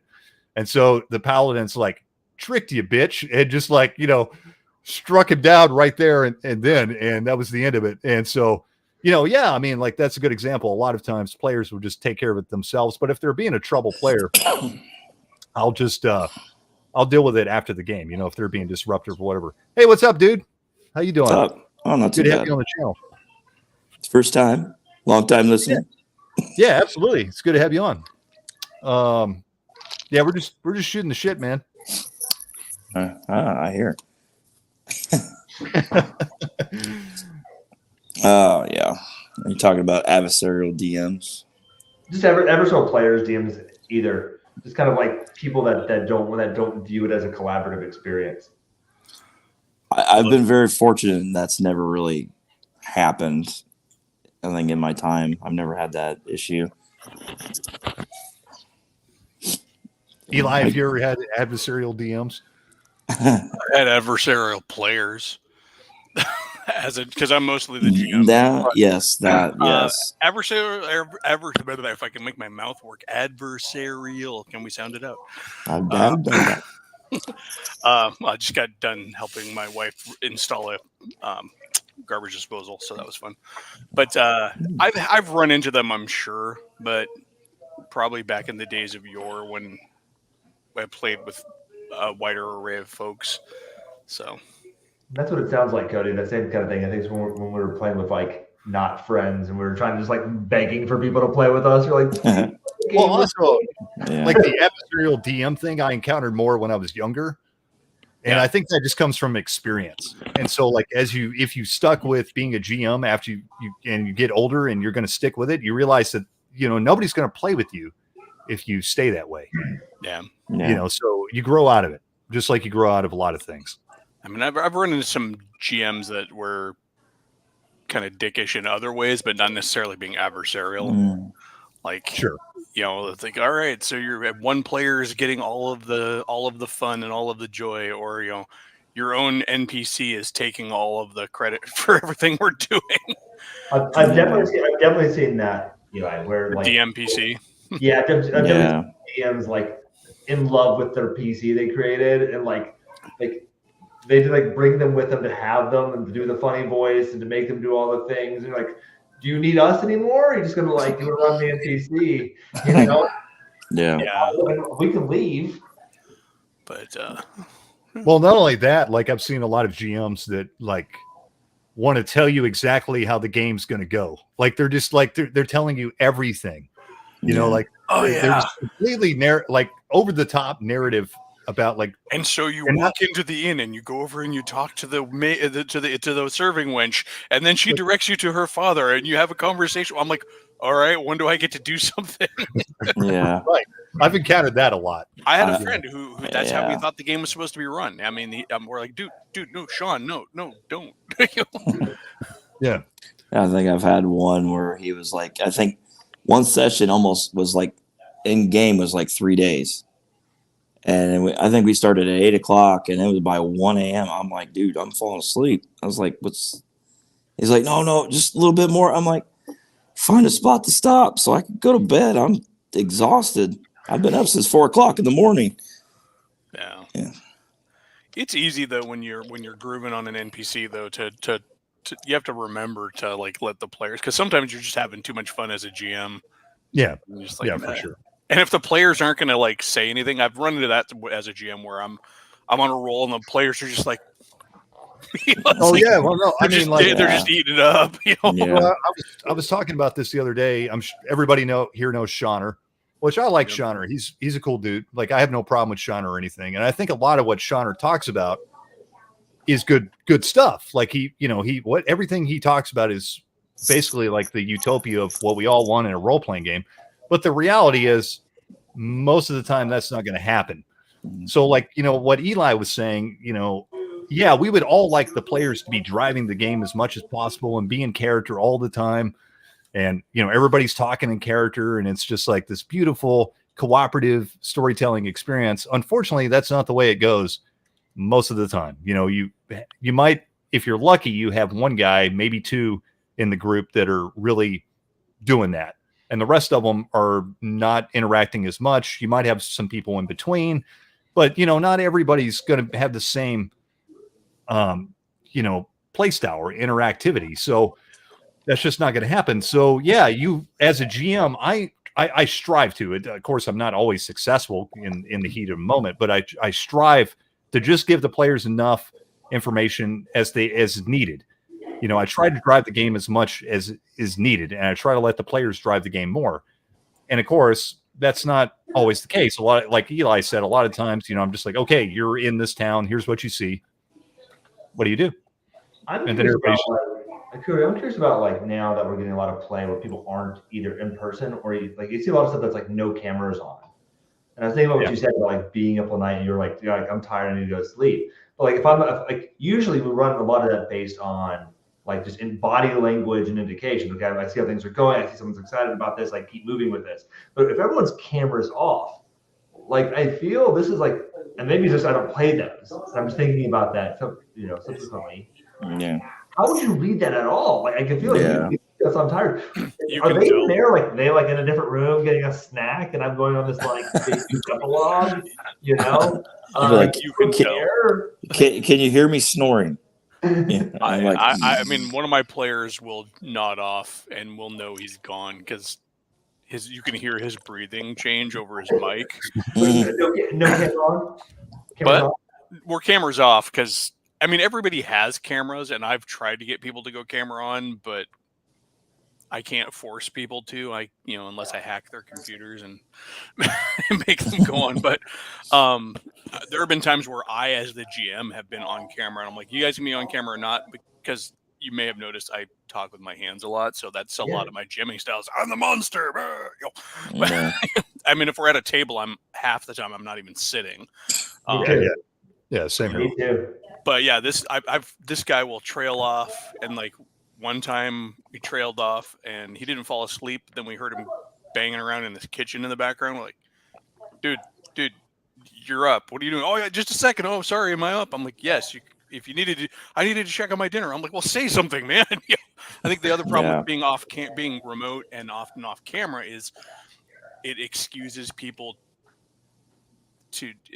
from having basic manners. This guy was horrible even in person. He's a longtime member of my gaming group back home. He has a special stick named after him in the gaming group. So, yeah, he would just like walk out of the room in the middle of the game when it was his turn to do something, like take a phone call and not say anything. Like, so, Yeah. I mean, No, even multitasking and things like that, like people multitask and stuff like that more so when they're off camera and things like that. And it's hard when like it's moving around, like you're trying to keep play moving around the table and trying to keep interaction. So I don't, I feel for you, Eli, that like that's got to be rough. And maybe it's because I've been trying to push more in-person play again, or at least play, because I don't know. There's something about it, like being able to see expressions and things like that. You know how to react. Yeah, with the exception of one person I game with in my regular group, I've played with everybody in person before. Long story short, I recently, a year ago, I uprooted my entire life and moved 1,000 miles from home. So like, I have to play by remote to keep my games going. But I mean, I've run for 10 teenagers at one point. That was fun. I've run mixed adult and teen games. I've run tables in my family that are full of neurodivergent kids who have to be doing something else, otherwise they will wander. So like, what are you doing? I'm making a blanket while I play with you. So, but yeah, I don't think I have ran games without the camera on, and I've definitely noticed that it's less of an experience for me. Like, obviously it's the best experience when we're at the table. The second best is like if we were here, cameras on, playing a role-playing game, that's the second best experience. And the worst experience is like, we're playing remotely and can't see each other. Because I think seeing people is a lot of, like reading people's emotions and reading their body language. And, you as a DM especially, I'm feeding off that energy that they're giving me. And if I can't see it, it's not as good, I don't think. Yeah. It also helps address. Oh, go ahead. Sorry. Oh no, you're fine. No, I was gonna say it helps address the things like mic lag and all that too. If you can see that somebody's trying to get a word in edgewise, then you can pause it, because otherwise you don't know, and you get a lot of overtalk because just the delay. Well, that and just like I just did. I just talked over to RPG Dad, but like if you don't see somebody, it's going to be even more so. You're just naturally going to be talking over each other because you can't see that's like, because when I talk, I'm leaning into the mic a little bit, and you can't see that they're about to say something. Well, it's like I think I was in a Call of Cthulhu one shot. There's no cameras, and it ended up being 6 of us. Oh, geez. It's like the GM. I love him. I've played with him before. It was usually cameras on. It was usually 4 of us, but when you got 6 people, you don't know who's trying to jump in. And I'm just like, I probably spent the whole game. I felt like I didn't even need to be there. I was like, okay, whatever. You got okay, yeah, sure. I was like, I couldn't even dialogue anything. It was just so hard. Yeah, absolutely. That would be horrendous. I think like the biggest group I've ran without cameras is probably 3 or 4 people, and that was kind of a struggle even doing that. I would definitely. Or you get the ones, Cody, where the people in the cameras, I think, like almost overtalk. You guys have that too, where like the camera people like overtalk, because no one else on the camera. I don't know if they don't feel like they can, or they get the space. It was this weird, like, we want to give you space, but I can't tell if you need the space, and you're trying to spotlight. Yeah, but are you even there? It's a bunch of like, it's hard to tell. Yeah, for sure. So, I mean, that's a struggle just playing online. Even if you have the cameras on, it's still it's already difficult enough to tell, read off emotions this way. Us just being on camera remotely, it's even more difficult if you're not, right? Yeah. So. Yeah, I think it helps when you have the dynamic. You've been playing with the same people. You just know the flow, and every time somebody new, it's always like it's so just out of whack. And yeah, it drives me nuts because I'm like almost autistic myself. So it's like I was like, come on.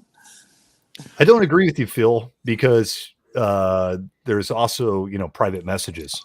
That's how you do the You sneaky always pull stuff. this thing out and while you're playing, and like Yeah, I mean that's how we Yeah. do it at the table, anyways, right? Like, of course, Post-it notes Yeah. are so 1980.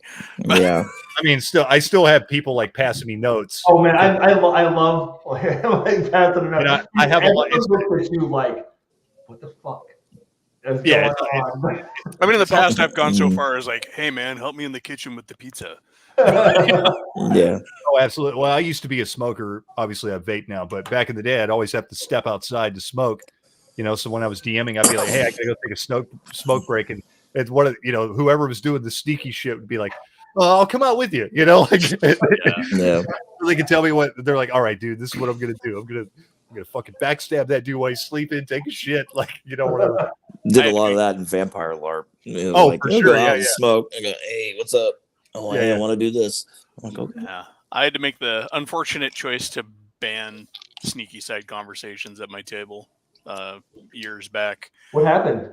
I had a player implode on in the game.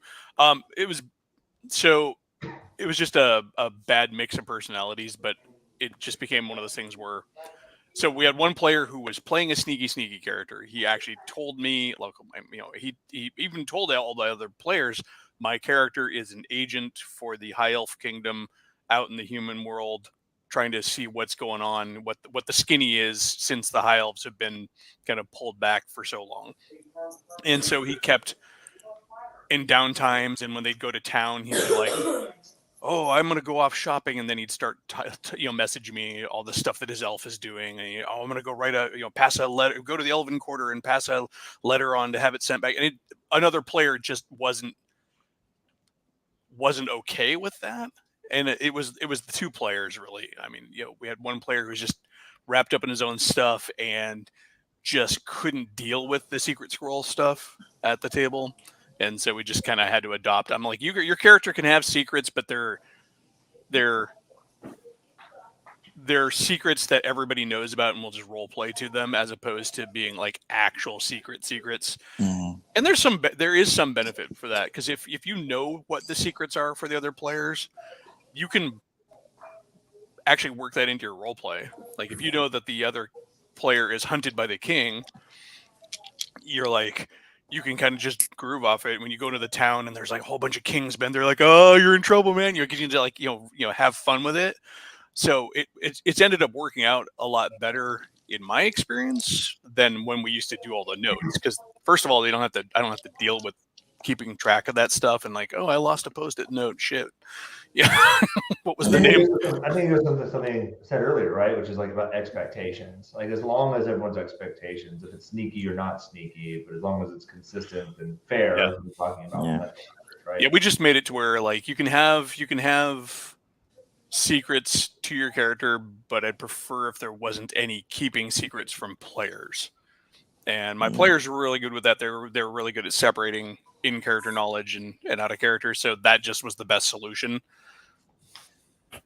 But I think to your point, that takes a lot of that takes like just a lot of experience from players. Like I think new players, it's such a hard thing to do, which is like separating. Yeah, and not. I do benefit from playing with people that I've been gaming with for decades. So one of them's my wife. So I mean, if she doesn't know me, then I wish Well- I'd get my wife. she's been playing since before we met. She's an old second edition high school Dungeons and Dragons player. So yeah. So one thing I don't mind players having their own personal secrets at the table and all that good jazz. But the one thing I don't like is when a player tries to dominate the game with all their secrets. I've definitely, and I still run into it all the time, where there's a player that like always has all this side shit going on. Like they're playing like a whole other game. That's what was going on in my game. Yeah. And I don't. Everybody else is doing the thing, and the elf player's like, and I'm writing a letter to my sister, and I'm Yeah. I mean, like they're playing the game even when they're not playing the game. They're like texting me like every day, like, all right, so like what happened with that letter I sent off, and I'm like, I don't mind that stuff, but I also put a limit on. I'm like, if that starts going on, I'm like, dude, there's other people playing. This isn't just me and you playing. So, here's where we can do a few things a little bit at a time, because I understand like there's certain players that enjoy that aspect, having this whole other like side thing going on. But you have to, I feel like you have to put like a limit on it, right? Yeah, a little bit at a time, and like don't dominate the game, Yeah. you It's can even do also that. like it's also like having respect for your time too. It's like that's all you wanted to do. It's not like you don't like GMing, but it's like you're like, oh, I've got other GMs, I've got life things to do. I don't have enough time to run a third game. Yeah. First year I would game. love that for my players, but my players, none of them talk to me between games about game. I'm always like, if you need anything, just let me know. I'm always connected all the time. Yeah. I have a few players. And then we get to the table and they're like, I've got a list of 42 things I need to do before we continue the adventure. I'm like, what the fuck? I just keep it simple. I'm like, oh, what happens at the session happens at the session. Anything in between sessions, it's like whatever happened already happened. I don't worry about it. Yeah. Cody, I gotta run. Yeah, no problem, dude. It was good having you. Love chatting, buddy. Yep. See you later. Later.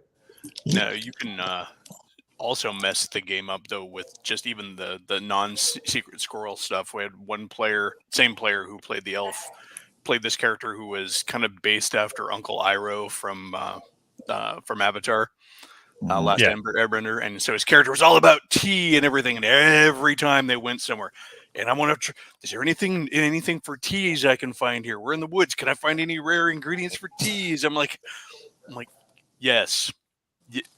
I actually had to tell him, let it just be said that unless you're looking for something specific, you can always find ingredients somewhere because you know what you're looking for. You would find the stuff that grows in the area that you're in.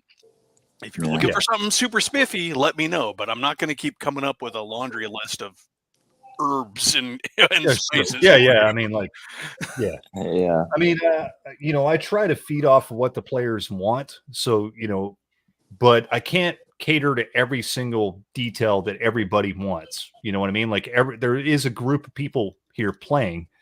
And so we all have to make concessions that we're not all going to get the spotlight all the time. Right. Yeah. I mean, I had a character in a white box game. I'd convinced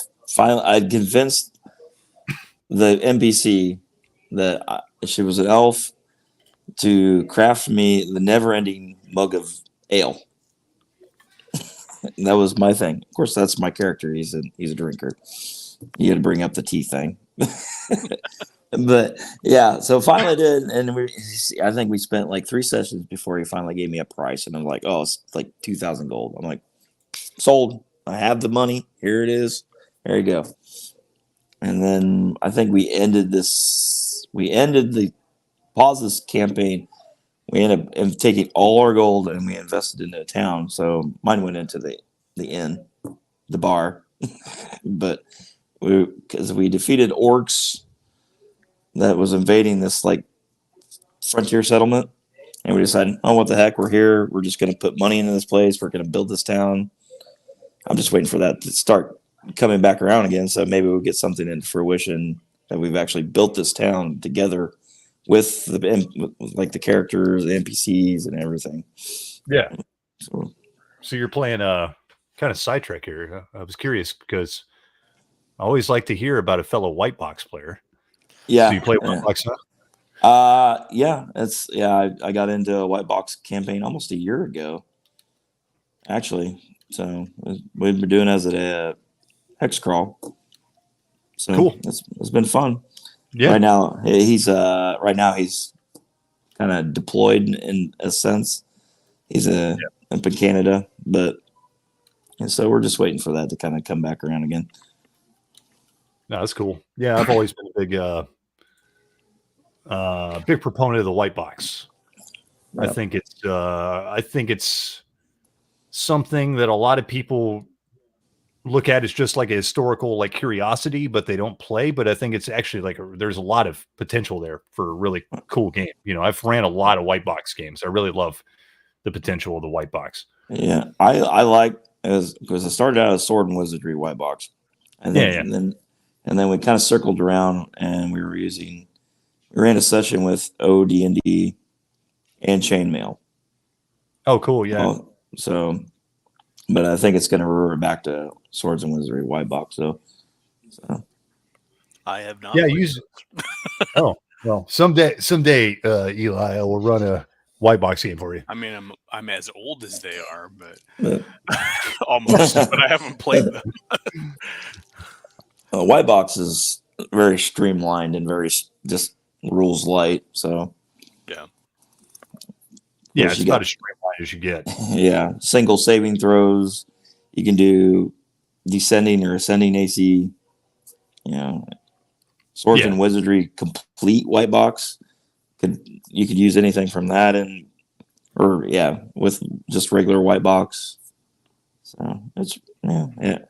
You can use anything that's BX. Oh, Really. absolutely. Yeah, it's completely compatible. I think the other thing that is cool about like original D&D or white box is that it kind of, because it's so rules light, you start having to make some stuff up, and when you start making some stuff up, like it becomes like every white box game I ran or played in like becomes its own like unique game because of it, you know. There's so much room for activities. Absolutely. Yeah, absolutely. And a lot of like creativity, Yeah. you know, in every aspect as a player and a DM and everything. Yeah. I think it's, you know, yeah, it's cool stuff. It's one of the things I miss about playing older versions of D&D is I used to just have notebooks and notebooks full of crap that I would make up. Yeah. And like every time I'm in this trap with the newer editions. I'm like, well, I should make the rules for this, or maybe I should look to see if somebody else has done it. You know? Oh, for sure. Yeah. Yeah. I mean, like, I think third edition was the worst for that because it was just so, it was a lot more complex making stuff for like third edition, like trying to make up monsters or anything you wanted to do. It was just like, yeah, I wonder if there's just a source book for that. I still wish they would have kept templates going forward, though, because the templates for monsters was one of the best things to come out of third edition. The templates? I don't remember this. So they had like, instead of having an entry for zombies, they would just have a zombie template that you could apply to any creature to make it a zombie. Okay. They had like the half dragon template that you could apply to next to anything, just anything, and it would just be quick mods. They had to really have them because third edition was such a intensive thing for making anything. But I still think there's a lot of merit to pull that forward, because if you have these quick templates, like a Fey template, so you want to make a fairy version of something else, a fairy dog, a fairy cat, which are separate monsters of their own right in old D&D, like the Kushi and the Kashi. But you could do it like, I want a fairy donkey. Okay, well, here's the donkey stats. Here's the Fey template. I'm going to make a fairy donkey. It's really easy. You could also combine them in multiples. You get like, I want a half dragon and I want a Fey. So I have a half dragon Fey. There were monsters that would show up in Dragon at the time. We were like, this thing is a vampiric half dragon, half demon. I'm like, what the hell? And it's a beholder. It's like, what the hell?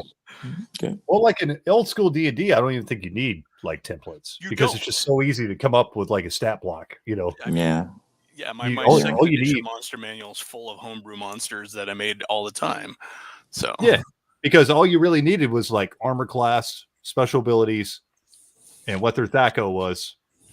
You're ready to go, you know. And how much hit points they have, what their hit dice are. So I never played 3. I played 3.5. So same thing. It's the same thing. It's pretty much 3.5 is just third edition with some of the wrinkles ironed out. Yeah, that's all it was. It really, if you've played third edition, you played 3.5. They didn't change really anything. They just cleaned up some of the language on some of the stickier points. I think they cut a half a page off of grappling. which we just ignored most of the time anyway. So Yeah. God, the most that was the it deserves the shit that it gets, because grappling should not be that complicated, and they managed to turn it into a page and a half. but I mean, to be fair, it was Yeah. complicated in every edition, right? Like, But it never needed to be. I mean, it's like grappling did. should be an That's- opposed that's- strength yeah. roll. Yeah. Yeah, you no, I just- agree. yeah. Boom. Okay, you grappled. There you go. Oh wait, you have wrestling as a proficiency because we're playing second edition. All right, cool. Add your proficiency bonus. Mm. Whatever, but yeah, I you know. mean, like the first edition grappling rules. Holy fuck! What Well, is they good? were written by Gary Gygax, so Well, they began with taking night courses at the local college on actual wrestling, and then worked from there. But once you've completed your 2-year course, then you can start. I mean, I love Gygaxian language, but let's Oh, absolutely. just admit it. The man wrote gaming on a professor level. Ooh, we've been delving into first edition, and we're supposed to start up a campaign next month. And I'm like, holy crap! I'm like, everybody loves this, but goddamn, it's so complicated. There It's are everywhere. parts of that. I played it back in the day. There are parts of it I never knew existed because we just did either never learned it or forgot it or whatever. Yeah, I think I've that was the story with I've pretty been much- spoiled by basic. Yeah. Yeah, I mean, like I played a lot of first edition, and ran a lot of first edition, and I just Thought kind I of did. but like I mean, I think like everybody, we just kind of ignored half of it. Yeah. You know, Mm. it was just Ours like, was yeah, always I'm a just gonna- mashup of BX and AD&D. Yeah. So I started in second edition, but I didn't know anything. You know, I was just playing by the seat of my pants, and whatever the GM told me, I'm like, okay, I'll just roll my dice. Sure, did I do all right? Cool. Oh, if I didn't, oh well. Seaner's like, D&D needed index card. No, D&D needed a co-DM, like a DM's assistant, like a para DM. So like, all right, we're going to go into grappling. Can you look Yeah. up the grappling section for me? Well, I will say I've done that a lot of times in the past. Have you ever done that? Like had like a guy, like he's a player, but he's like helping you out with the rules and all that stuff. My buddy Derek, his title is Rules Lawyer for Good. So Yeah. No, I think that's extremely helpful to have somebody like that at the table. They I can, need that all the time. Yeah. I I get really stuck. do. I'm like, Derek, how does this thing work? Yeah. I think that's great. And I know he won't lie to me and skew it. Like if his character's gonna get jacked up, he's like, well. But I also remember his 3-5 character that had to have an armor class tree. He had a flow chart for his armor class based Oh, because of his class and all the feats and stuff he had. Because Yeah. of 3-5, he's like, well, are we in the forest now? Are there multiple opponents? It's like if-then statements all over the place for his armor class. It's turned into a Yeah. college thesis. Pretty much. So yeah. Dirty History and Hobbies here brought up a good point. First editions tended to be scoreable for tournament purposes. OD&D was purposely left loosey-goosey to be homebrewed. Well, me and Eli were talking about this the other day because I did that video on Blackmore, and me and him were talking about Blackmore. But like, you know, these guys that were playing the first role-playing games, especially like Dave Arneson, Gary Gygax, they didn't care too much about the fucking rules. They didn't even have rules a lot of the times at the tables. They were just making shit up as they went, and the game evolved as they were playing it. And that's how they played the game initially. And so, you know, yeah, you're right. Like first edition was supposed to be like a standardized, this is how everybody's supposed to play. It was supposed to be like a textbook. And, you know, OD&D was supposed to be from the perspective of how those guys played games. And they thought everybody could just adapt to how they were playing games. It's like, here's a bunch Why of it's so ideas. horribly written. Because they're like, Yeah, we it's just like, understand it. Why don't you? You know? Here's a bunch of ideas. Run with it, man. Make the Yeah. game your own. You know. It wasn't like AD&D, which was overly complex and attempting to really codify it. They just didn't know how to write rules yet and it was sort of that problem with self-publishing, where if you don't have a good editor who can call you out on stuff, and you know you write rules where you assume parts of them because you've been playing them, but they don't necessarily make it on paper. Yeah. I go through this a lot of times when I'm trying to write up rule systems. It's like, okay, and I'll explain it to somebody, and they'll be like, well, what about this? I'm like, but it's not actually in the text. Oh, okay. Yeah. Because it's in my head, because I made it up. Yeah, I agree with you to a certain extent, but I also think it was just the way they approached the game, and they just thought, "Hey, here's a bunch of cool ideas. You make the game as you want to play it." I mean, Tim Kask, which I've talked to Tim many times and had him on the channel before, he said he right out told me that he was like, "No, we literally just wanted to, everybody would write us letters and stuff asking us how this rule happened and how do you do this thing?" And he was like, "How do you want to do it? How did you do it at your table?" Well, that's the right answer because that's how we do it. We just make shit up. Yeah. And so that was their intention. And AD&D was kind of the reaction to all that, Yeah. More so speaking to the fact that there's just the way that the rules, what there are of them, the instructions for how to play the game are not well put together because they had no template. They had nothing to go. Yeah. They didn't have 40, say what you will about like games like 5e and stuff like that. They're really well written because they've got it down. We have like almost 50 years of game development, both in-house and through all the experience of everybody else coming to it. Yeah. That's why when you look at a game system like Palladium, even if you like Palladium, you got to admit that thing is just a colossal monstrosity of rules, because it has not changed much at all since about the biggest innovation has been MDC, and that's because they got the Robotech license and they're like, we're going to be dealing with some really high numbers of points if we don't come up with a new kind of damage. So, and that was 30 something years ago, which I think is commendable to Palladium. I kind of admire that about them, that they just are like, no, fuck you, we're just going to keep doing our thing. That's really cool to me in one aspect. The other thing is like, Kevin Sabita, which he says the same thing. He's just like, the rules are loosey goosey for a reason because, there are no hard and fast rules for everything. I didn't want to write rules for everything. You're supposed to ask the players and GM, adjudicate however you want to do it, Yeah, it was like the concept of game balance. Palladium doesn't pretend to balance anything, and I will give them credit for that too, because balance is bullshit, anyways. The more that they try to balance the game, the more bleh it becomes, and every attempt to balance it fails, anyways. So, absolutely, it always cannot account for players. I mean, the example I use time and again is my 5e players ran through 3 deadly by the CR system encounters back to back, and not a one of them died.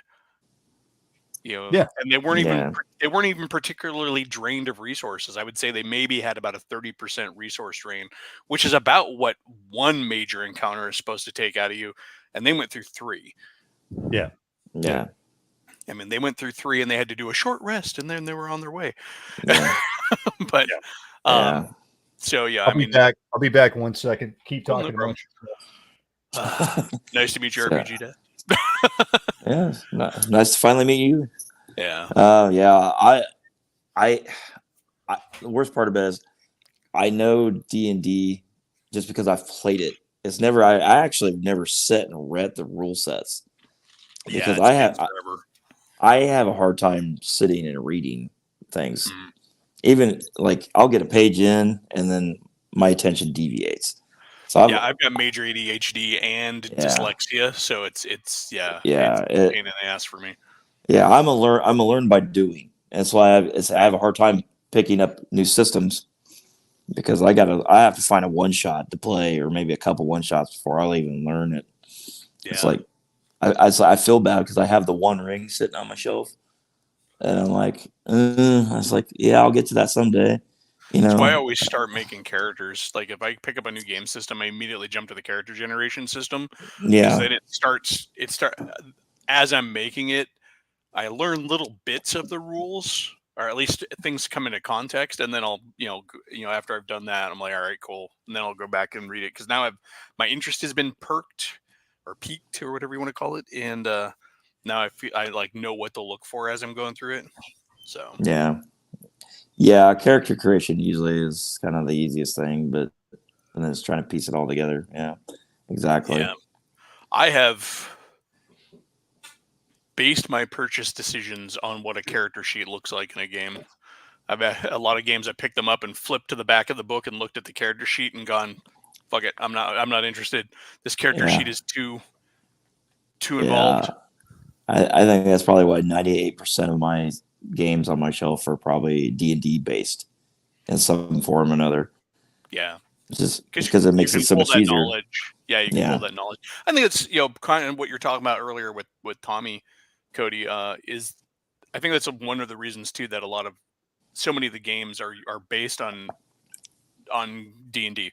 The OGL helps and helps streamline that because if you're going to sit down, you're going to write a game. You're like, well, I don't have to worry about making a system at all. I just have to figure out how to adapt it to OGL. But then also there's that added benefit of anybody who wants to come to your game doesn't have to completely reinvent the wheel in their brain. Can you imagine trying to get a player to go from 5e right now and then say, hey, here's Face Rip. Here's Marvel superheroes, like here's Rollmaster. No, for sure. But no, I totally agree with you. And I meet players all the time that many players that just refuse to change systems. They learn a system and they're just like, dude, I am not going to learn, I got another game system. Right now. But me, I'm used to it because I've played so many games in my life. Like I have no trouble like adapting to a new system. I'm just like, okay, cool. Yeah. Blah, blah, blah. And I pick it up like pretty quick because I've played a lot of games. I don't think that's a bad thing though. Like, I think it's a good thing for people to experience new things and everything. Oh, yeah. And even in gaming, I think people should try new games, try new settings, try different genres, try different styles, do different things. You might find something you like there, and even if you don't like it, maybe you found something useful, you can take an element into the thing you do like. Yeah, I think there's something to be said for gamer literacy, literacy of systems and multiple systems, in that I think it helps you gain a larger perspective on gaming as a whole. Because D&D may not teach you every lesson that's there to be taught about gaming, about RPGs, but another system might enlighten you to other aspects that you could then take into your D&D. Burning Wheel is a good example of that. Burning Wheel is not really a playable game. It's, in my mind, I know people do play it, but I feel like most people who pick up Burning Wheel pick it up to read it as a series of essays on things you can do to improve your game. Yeah. Well, I wanted to play it, like, so I got introduced to Burning Wheel. Everybody who picks it up wants to play it, but I've never met anybody that's actually played it. If you can find me that mythical horse GM that actually like ran Burning Wheel, I want to meet them. It's so dense and esoteric. It's like Bible the RPG. It even looks like the Bible. Especially when you get the 3-book set. Yeah. I've got the 2-book set and it's huge. Yeah. Shauner said swapping out players will get more games rules looked at. Otherwise, same old play style, same old game, basically. I agree with you, Shauner. Like, having new players definitely, of course, is going to introduce all kinds of new things. Hopefully, I would, but also, obviously, if you're going to have new people around, they're probably into different things and they might introduce you to something new. And that's always awesome. So yeah, I don't disagree with that at all. Of course, my groups growing up, like, we always did that. We would just change games at the drop of a hat. So we played that's why I played so many games, because we would just we played D&D. That was like our main game 50% of the time, but like the other 50% of the time we were playing something else. I played years straight just playing Marvel superheroes, and then we would jump off onto something else, Mine's just always D&D. Everybody playing D&D. I think I only got to play DC superheroes once. To go back to my roommate days. That was a house full of gamers. There were like 6 of us in that house, and we all played games, miniatures games, card games, and RPGs. It was always something getting played. You come home from work, you're like, what are we playing tonight? Not are we playing tonight? What are we playing tonight? And the only time nothing got played is when we were all probably not there. I had the same experience, except I wasn't So I was always the younger guy. I still am, apparently. I'm still hanging around with the older guys, but like, I was always the younger guy in the group. Everybody else was much older than me. So I was still in like high school, and these guys had long surpassed that, and they were in college and everything else, and they were living together. So my gaming group at that time, all the guys were roommates, and I was hanging over there all the time. And it was the same thing. It was like we were always gaming something. Like every time you walked in that house, somebody was playing something. They were playing Magic, or a lot of times, because I had a lot more free time, we'd have these like one-on-one like role-playing campaigns going on when everybody else couldn't join. But we had like separate ones going on. And then, it was crazy, man. It was crazy. And then if you weren't playing games, you were painting miniatures, or you might actually be all hanging around the PlayStation watching somebody play the new game that they picked up or whatever, Absolutely, yeah. Movie nights. Yeah. Roommates. Good times. I've never had roommates. I went from being at my mom's to getting my own place, and then meeting my wife. And my wife has been she's been my constant roommate for over 20 years now. Nice. So. Yeah. I got kicked out of my house when I was 19. Shauner said Friday night was always Risk, though. We definitely would always like have that like side board Risk game or something we would play like constantly. We did a lot of Risk, but we also did a lot of Axis and Allies. That became like a mainstay for a long time. It got to the point though where we got so good at playing Axis and Allies, we just stopped playing it, because I had figured out, because I always would play the Axis and the Germans, and I figured out every move and everything to do. Like, I just had this whole strategy like written down as what to do and what everybody else needs to do. And everybody was just like, it's no fun playing with you anymore, Cody. So we stopped playing Axis and Allies. But like playing. we always have like some actually board knows how to play chess. It's like yeah. It's just no fun. Yeah. No, that's why I can't play Risk with my son, because he's always thinking 3 moves ahead, and I'm like, all right, I'm done. The minute he's in Australia, you're like, I'm done. Yeah, yeah. No, pretty much. Yeah, the game group I had back home was a pretty solid group. We met every Friday, and we would play for a long time. And it turned into mostly board games before, for like the last few years, just because everybody got busy. And so trying to do RPGs or miniatures was really kind of a pain in the ass. But we would keep board games up on the table for a month, the same game. Like, not the same game redoing it, but the same game playing it. Because we'd play Twilight Imperium, and we get through maybe 2 turns in a night. Because once we hit that diplomacy phase, everybody slipped into role-playing mode, and we'd actually be playing our ambassadors, yelling back and forth. Yeah, we did. Wow. There will be no peace until you are out of such and such system. Nice. I was talking about this with Phil the other night. We were just shooting the shit, and I was talking about diplomacy, and we used to play diplomacy a lot. Well, diplomacy doesn't really there's no dice. There's, the rules are very like, it's all up to a referee to decide what the rules are. It's very much a role-playing game. So if you got a bunch of role players playing diplomacy, holy shit, it devolves into just like a fucking LARP, basically, is what it would devolve into. And we would be like, talking in funny voices, and we start like writing letters, dear sir or madam, like count, just be like absolute nonsense. And the game would never actually, so it would just devolve into that. And then that board would be set up there like every week. And every once in a while we go downstairs and like be like, okay, let's play another round of diplomacy or whatever, Yeah, it would get nuts. I mean, when the big anniversary edition of Axis and Allies came out, that stayed on the table forever too. I always wanted that. Oh, it was so good. With Italy as a separate player.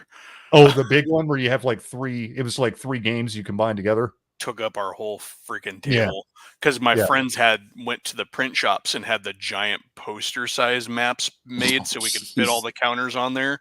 Wow. And we played every player active as every country as a separate player. That game went so nuts. I almost got in a fist fight with the German player playing the Italian guy, though, because every time my turn would come around, he's like, oh, you need to do this, do this, do this, do this. And I'm like, dude, I don't know what you're talking about. you suck. You can't even control Russia, and Italy's got all of Africa controlled and a fleet in the Mediterranean. So shut up. You know, it's like, Yeah. I've got a carrier group sitting in the Mediterranean, keeping the Brits out. You know? Somebody was Yeah. mentioning the other versions of those Milton Bradley games. They had Axis and Allies, Fortress America, Shogun, but they had another one that like we played, and I still have it in my closet somewhere. And it was like the Fall of Rome. And I don't remember the name of that one, but it was Conquest. I don't remember what it was called, but it was the same. All those games played very similar, Yeah. but we played I the want- shit out of that. I wanted the zombie one. They made a zombie one. Yeah, it was Axis, Allies, and Zombies. Oh, nice. Yeah, so basically you got the World War II setting, but then all of a sudden you got the zombie infestation at the same time. And then I think that came out before like Call of Duty ever started doing the zombie thing. Yeah, Yeah, I know. I always thought that a weird war version of Axis and Allies would be cool. Like start with normal Axis and Allies, but change the invention tables to where you could start adding extra stuff. In Yeah. there. we did that. Yeah, like a Lovecraft We theme had or anything like that. We had like a whole like list of house rules we made because it started off. We're like, well, there's no airborne troops, so we wrote rules for like airborne troops, and then we were like, well, what if we include like experimental technologies, Rocket I'm like, troopers. yeah. Wow. And then we just kept like adding on all these like house rules for Axis and Allies. I think one of the worst games that I ever saw was the German player was doing so well that he managed to get nukes and V1s at the same time. So he's lobbing nukes everywhere like on the board. Jeez. It's like Germany's got the nuke. Our games went really bad. There's another game where I was playing the Russians, and again the German player, a different player, but the German player was not doing his job, and my Russians again had like a fully equipped carrier fleet that was steaming out of wherever, like Archangel or whatever, and coming around the North Sea to like. When the Russians have a full carrier group with escort submarines, something's gone horribly, horribly wrong. Oh, man. No. Yeah, I like that idea of weird science stuff because, I mean, we know how much they were doing. Oh, yeah. At that time. And adding that into the board game just makes it even more interesting. Yeah. That's, So favorite, we never talk about board games, and I don't think everybody realizes like me. I'm a gamer, dude. I think Eli's the same mindset as me. That's one reason me and him, well, we get along on a lot of levels, but like, I'm just a gamer. Like I play everything. And I'm not a RPG guy. I'm not a miniatures guy. I'm not a board game guy. I play all that stuff. Yeah. So let's talk about board games for a second. So just around the table, what's everybody's favorite board game? ooh. Zombies. Zombies? Oh, the original one? Yeah. The one with the tiles you laid out? Yeah. Yeah, that was a good game. Yeah, I love that game. It's a hard one. For me, I think it's actually Twilight Imperium. Good game. Not the new one though. Not the new one. So we're on like 3rd edition now, not 2nd edition, which is the last edition I played, but the original like 1st edition with all the expansions. I really enjoyed that one. That was using the cardboard chits instead of the plastic models. Yeah. I have had a lot of fun with the 2nd edition, and that's the one we've played more of. But and the fun was consistent from one to the next. So yeah, Twilight Imperium, I'd say. Well, my favorite board game would be Dune. No surprise. I have played that once. It is it's just an excellent board game, but like that's probably my favorite board game if I can talk to everybody. But you have to have like a full, no less than 4 players to play Dune. Otherwise, it's just not fun. Somebody, who was it? Shauner here said SPI chit games. Well, interesting enough, always say I got started in gaming with AD&D 2nd edition, but I actually got into gaming because my dad was kind of a gamer in the 70s. and he played a lot of those Avalon Hill and SPI games. Yeah. And when I got about right before I got into role playing games, he kind of like dusted off his old like Avalon Hill games, and we started playing those. So we played Gettysburg and Jutland and all these games he played, when he was a kid and teenager and stuff. And so actually that's like my first experience of like alternative gaming was those, Avalon Hill and SPI games. And I still love those games. I have a ton of them out in the closet there, but yeah. So Cody has a lot of stuff tucked into his little apartment. I really do. Through that closet's like Tetris. He was telling me the other day, he's like, I'm pulling miniatures out from under the couch and stuff. I'm like, dude. Dude, I'm not even shitting you. Like, I got stuff stowed everywhere. Yeah, like, under that check couch, in every it's like- pocket, under his hat. Under that couch, I got like foam trays of miniatures, like organized under the couch because I have nowhere else to put them. That's a good place to put them, though, because I mean, you No, it usually is, put yeah. a good couple of inches under your couch. Yeah. Yeah. I mean, we're The only miniatures I really own Oh, are making fun. Heroes I was Clicks. Yeah, Hero So- Clicks were fun. My kids and my wife had a lot of them. I just couldn't get into it. I had this weird. I got kind of snotty because at the time I was like into like things like super figs and stuff like that. I'm like, I'd much rather play a game where I get to make my hero and it plays like a conventional miniatures game. Meanwhile, my wife and kids are having fun going to the local shop, and I'm just up here on my ivory tower, making characters with my pinky up, Yeah. and not actually playing. That was the cheapest way for me to get into some kind of miniatures game, and Until you compared see to the prices on Galactus. Galactus, Or a yeah, Sentinel. or a Sentinel, yeah. I'm like, Models no, like that big. I can't believe this Yeah, game's still going. And yeah, it's Is it? crazy, dude. It's crazy. Like I got into Hero Clicks right as it like came out, like with Mage Knight. First off, I played Mage Knight. But then I got into like when Hero Clicks came out, I was like already, I love comic books. Obviously, I got a stack beside me. But like when Hero Clicks came out, I was like, holy shit, it's Mage Knight with superheroes. I am in. And dude, I spent like, I was a teenager at that point. I just spent like all my fucking money on Hero Clicks. I loved it. I got my X-Men team. I got, the Bat family. Yeah. Justice League, It was fun. Yeah. My wife was immediately hooked on that game when she saw that they had a BPRD set. Oh yeah, I would love that. She went out and bought the box set, the specific like box set. My kids just had they didn't know characters all that well, but both of them were old enough to they knew of characters and they knew of some of the characters, but most of their exposure had been like in the cartoons and stuff that were out at the time for DC. And the MCU movies, so they were kind of doing their own thing. But my oldest was big time Batman, so like anything Batman, he'd like immediately be up for trade. Here's 5 figures, give me that Robin. Phil brought up Blood Bowl. Yeah, it's Blood Bowl's awesome, especially the original like versions, the first couple of versions. The new one's pretty good too because they didn't really change it. They didn't fuck it up like they do everything else. It's but going like strong too. They have world tournaments for that.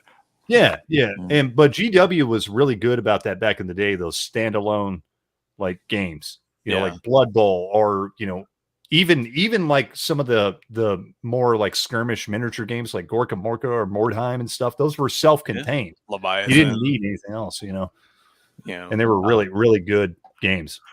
We played a 4-way pitch for Blood Bowl once. That became really popular with my group because we had 2 full Blood Bowl sets, 2 box sets in our gaming group back when Blood Bowl first came out. Well, I should say the second edition, the one that had the styrofoam board, the styrofoam table, and we all wanted to play at the same time and not sit there and spectate. So we started putting our boards together in a 4-way. Like cross, so we had 4 end zones. Yeah. And the rule was you could go to any end zone from yours. So it was just brutal. You had 4 teams on the board at the same time. That sounds awesome. Brutalizing each other. Awesome. I played elves, and I used to win a lot of games because everybody else would be focused on trying to beat each other up, and I was focused on scoring.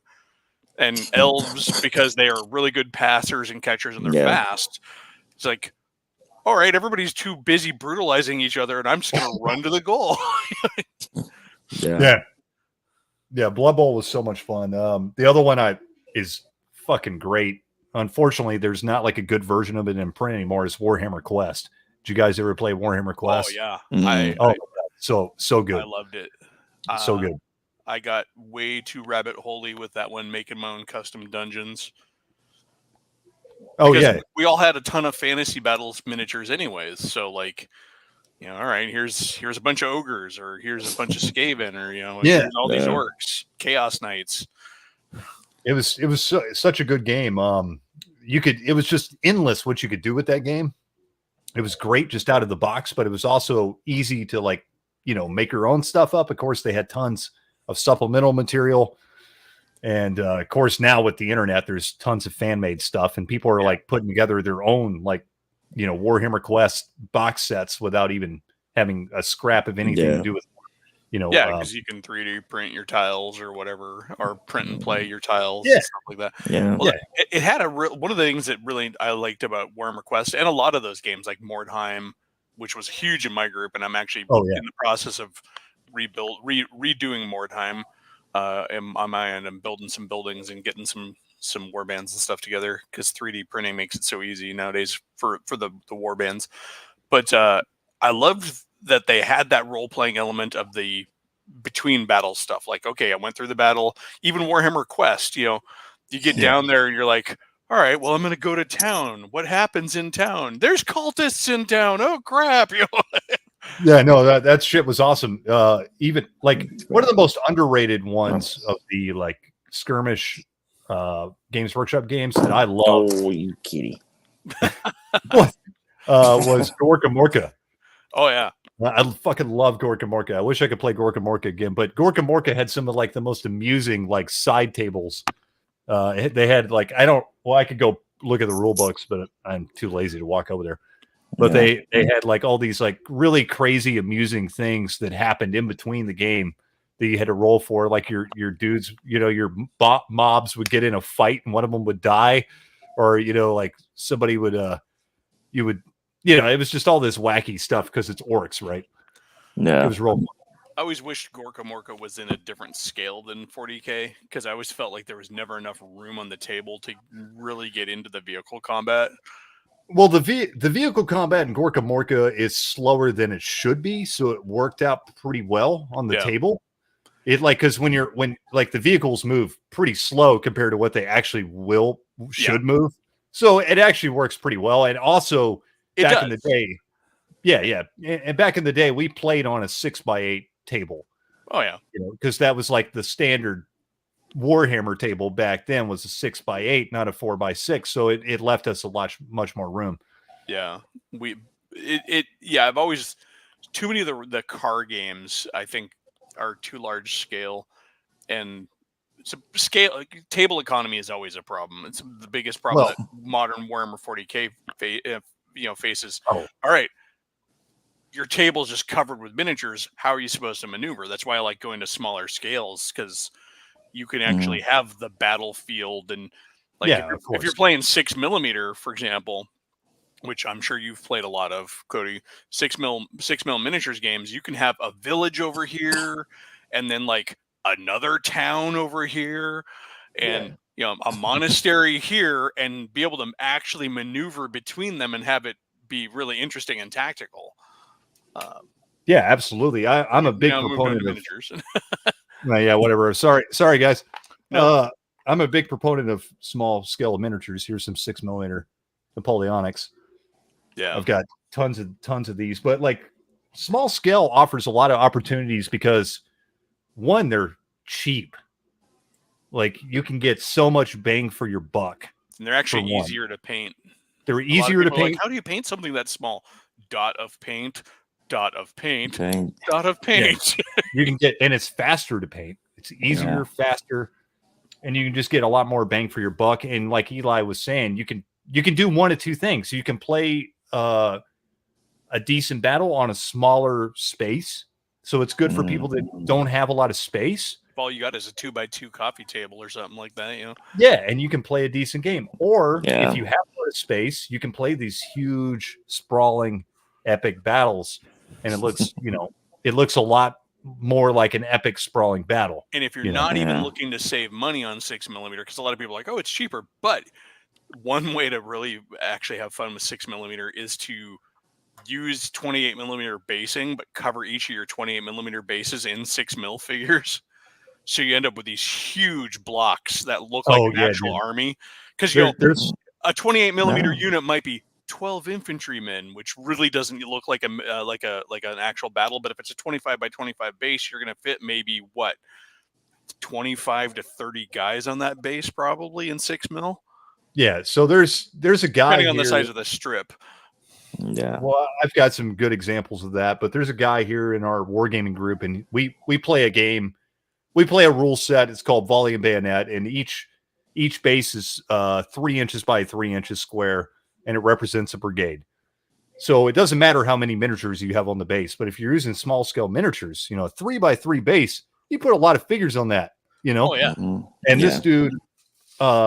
this dude will he covers the base in 6mm miniatures, and it looks awesome, dude. Because when you got 40 stands out there, and there's you've got a 100 full legion of Romans. yeah, it's amazing. Doable. It's amazing looking when I've you actually got that. got 2,000 men out here. Yeah, and it's doable. You could Yeah. actually do it. It's amazing.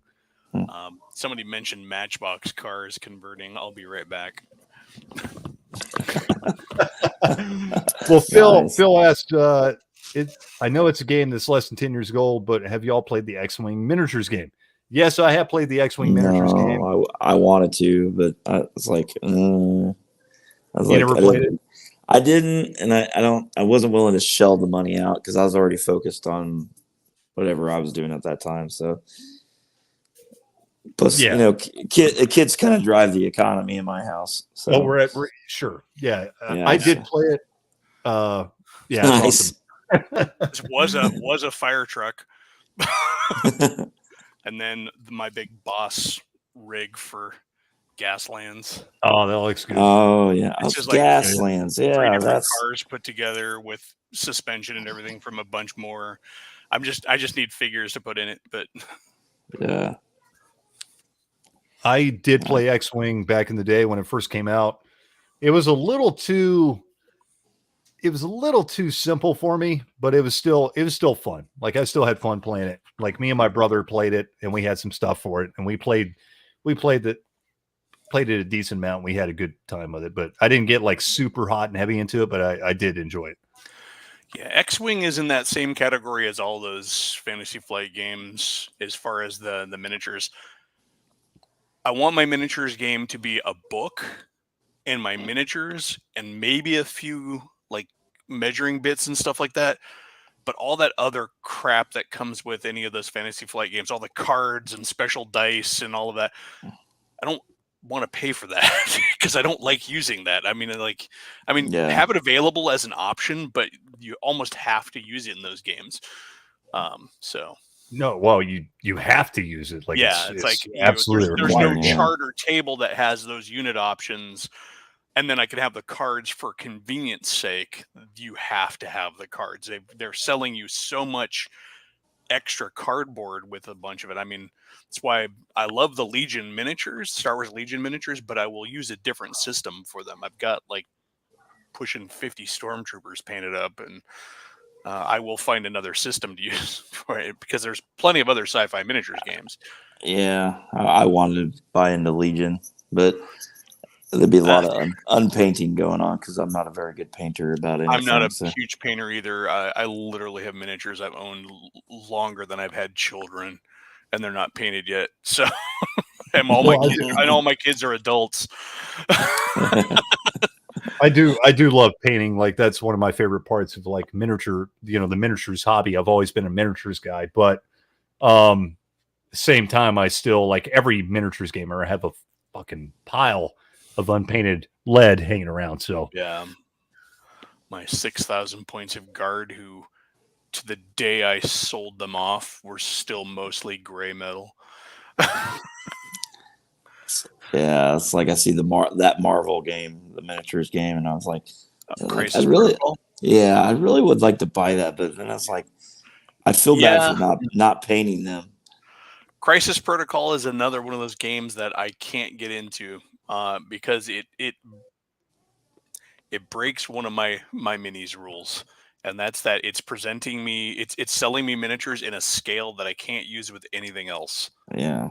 Well, but they're very specific though too, right? Like, are you going to use Wolverine in your fucking D&D game? No, but I might use Wolverine in with other superhero miniatures in a generic superhero game, and now my Wolverine is about the size of the Hulk compared to another character. You know, Yeah. That so was I'm like Fantasy Flight first. I mean, they really ticked me off because like they came out with Imperial Assault, which was like 28 millimeter. Then they came out with Legion, which was like 32 millimeter, and then their new game is like 48 or something like that. It's like they just keep up in the scale. It's like you know, I'm kind of particular. I'm old and grognardy in that case. You know, like I can understand some scale creep here and there, but when you make your miniatures specifically in a scale that is so different from other existing miniatures, yeah, it makes it less appealing to me because you know it's not so much the size of the miniatures in a lot of cases, it's the size of the terrain. Like Yeah. yeah. you know, Oh no, yeah, I totally agree with you on that. you know, a friend of Yeah. mine's like, oh, I play War Master and it's in 10 millimeter. You should make an army. I'm like, no. He's like, why not? Because I'm like, I have 6 and I have 15 and I have 28. I don't need 10. You know, like, even though Yeah. 10 millimeter might be cool, but like, what does 10 millimeter do that 15 millimeter doesn't do? Yeah. I can see that. That's just yeah. me. By the way, the more we talk about miniatures, the more viewers we lose. So we That's- should just keep this up until we lose everybody, and then we can just end the stream. Wait a minute. Let's talk about Star Trek. Oh yeah, we're just so if we talk about Star Trek Well, you know, there are miniatures, Star Trek miniatures games. Cody's seen my Klingon fleet in pictures, at least. yeah, I've got a Massive I've got a Klingon fleet. I've got a decent amount of like stuff for Starfleet battles miniatures, whatever their line's called. I don't know. I bought them from whatever the original like Starfleet battles miniatures were. I had a lot of those. Yeah. Amarillo Design Bureau. Okay. All right. Cody, have you played 40K at some point? What did you run? Yes, I have fucking played 40K. 40K was the first game I ever got into. That's what got me into gaming. Like, if you've watched my gaming origins video, I talk about it. My friend Andrew, who I've had on the channel, I was in the 3rd or 4th grade. I got up to sharpen my pencil. He was looking at a Citadel miniatures catalog, specifically Warhammer 40K. And I was like, hey, dude, what the fuck is that? That looks awesome. And he was like, oh, it's Warhammer 40,000. It's a miniatures game. And he started telling me all about it. And that's how I got into, you know, miniatures games and role-playing games at the same time. So, yeah, I've played Warhammer 40,000. Since then, I still play it, but I play older editions. So I guess you would call me old hammer or whatever. Yep, you're old hammer. Yeah. As far as like what I play, I've literally at one point I literally had every army. So like literally there was one point where I had like every army on my shelf. Nowadays I have like a couple hanging around. I've got I still have my old Eldar army, and I still have a Harlequin army, and I have a Chaos Space Marine army, and those are the 3 I still have hanging around. So Yeah. Nice. It used to be that everybody in my group had multiple armies. But nowadays I can't afford one army. You know, so it's, yeah, and I've talked to you, Cody, about my reasons for kind of pulling back from Warhammer games. I got done dirty by Games Workshop. Both we all did. well, I played squats, dude. I don't want to hear it. I had you really got done. I had a squat army. Yeah. They just like, fuck it. Your army doesn't even exist anymore. It's not Wow. my Imperial Guard army. got changed heavily over the years. Like I lost a lot of assets from the old Rogue Trader days, and then that was bad. But I kept playing all the way up through 4th edition, and then between 3rd and 4th, not between 4th and 5th edition, I had a 25% points inflation that hit my army, to where the army I had was no longer worth as many points as it had been, and a bunch of my troop options had changed. I'm like, it became very clear that they're changing my army to get me to buy more miniatures. Oh yeah, absolutely. Yeah, I mean that's happened to me over and over and over and over again. I mean, I don't Right. play. I stopped playing 40K basically when. Well, I've stopped and started many times. So I stopped once after 3rd edition. I didn't play much of 4th edition. I sort of played a little bit, and then when 5th edition came out, I got back into it, and I was pretty hot and heavy back into it again. And then when 6th edition came out, I kind of dropped off. And ever since then, I been like, fuck it. Cause they keep like pumping shit out, and it just gets weaker and weaker and worse and worse. And it's just not like everything about it's just not as interesting to me. Like I liked 40K when it was goofy and tongue in cheek and just fun. Like, I mean, now I it's love like, the IP in the universe. I just choose Yeah. I choose to play it in my own terms. Like I can still play the 40K universe and use something like Rogue Stars or Planet 28.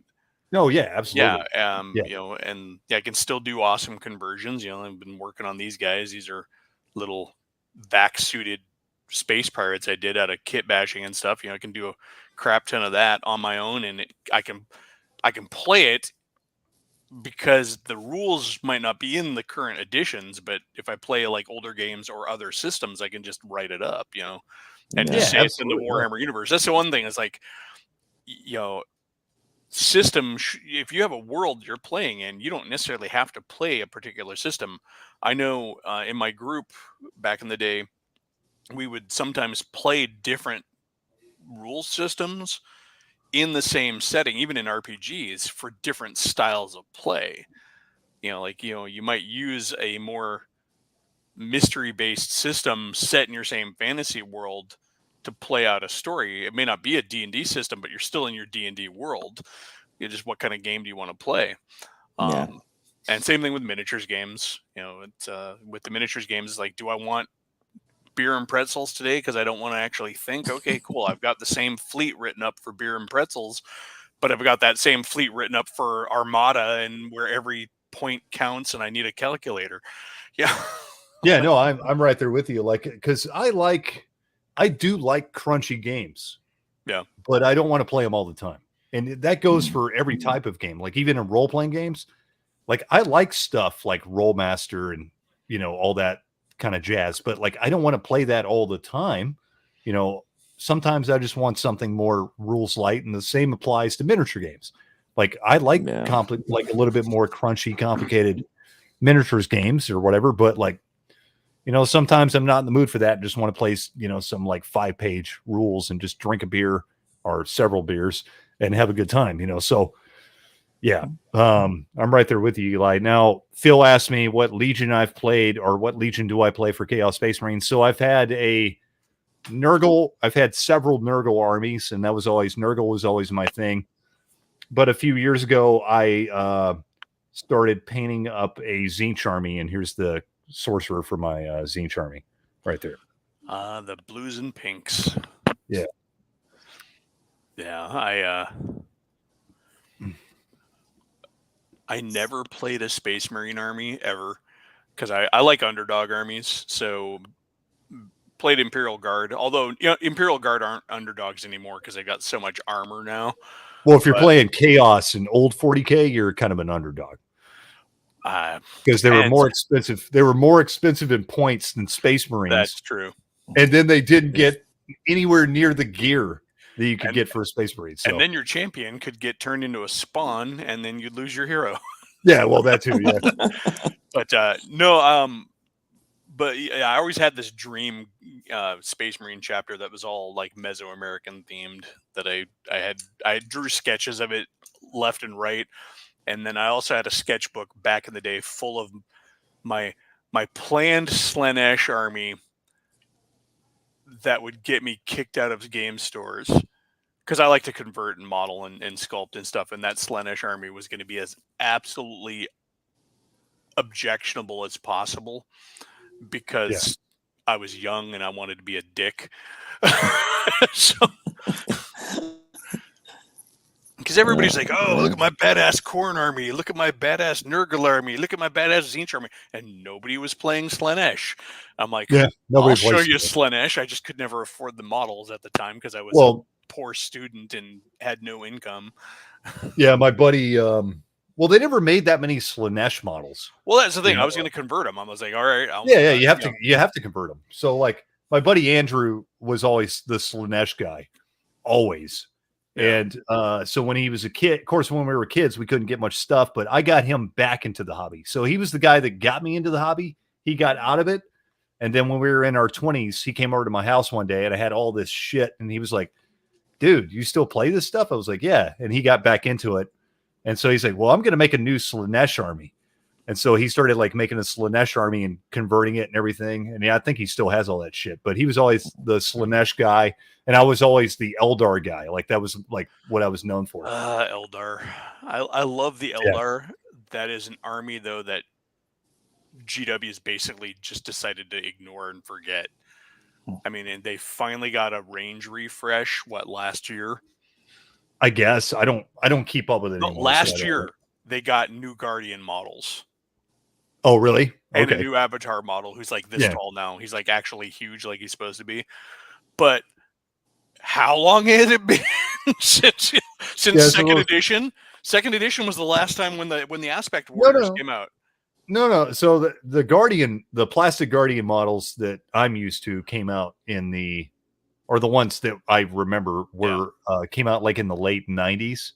Oh, so third edition or whatever. So like third edition, like, but it's still, they've been around for a long time. It's but also they don't do anything new. The newest thing they've done with the Eldar is they've got this reunification plotline going on where there's this personality who's now trying to bring.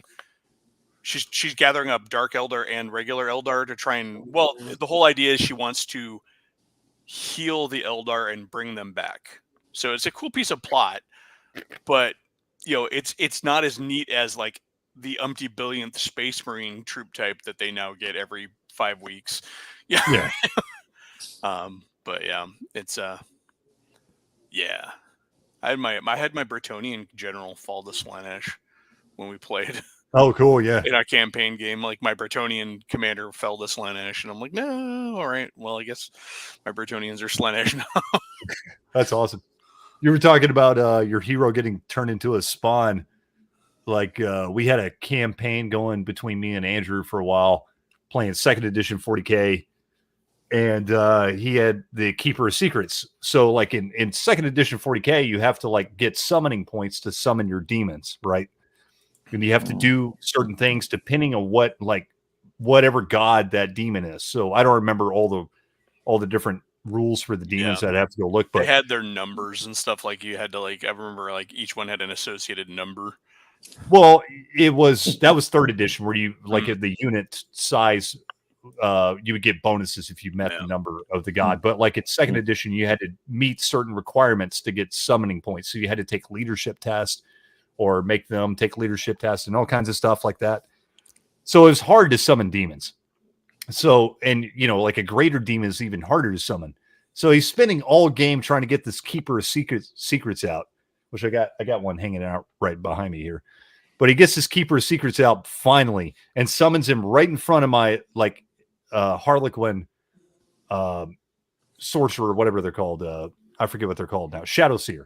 Yeah. So that was like my hero, right? That was like my general. He's like, aha, fuck you, like summons this Keeper of Secrets right out in front of me.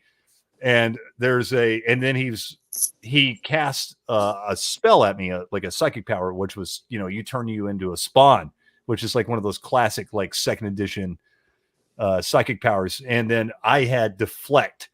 And so he goes, haha, I cast him into a spawn. I was like, haha, I deflected. And then we started getting into an argument about whether you could like turn in a Keeper of Secrets into a chaos spawn.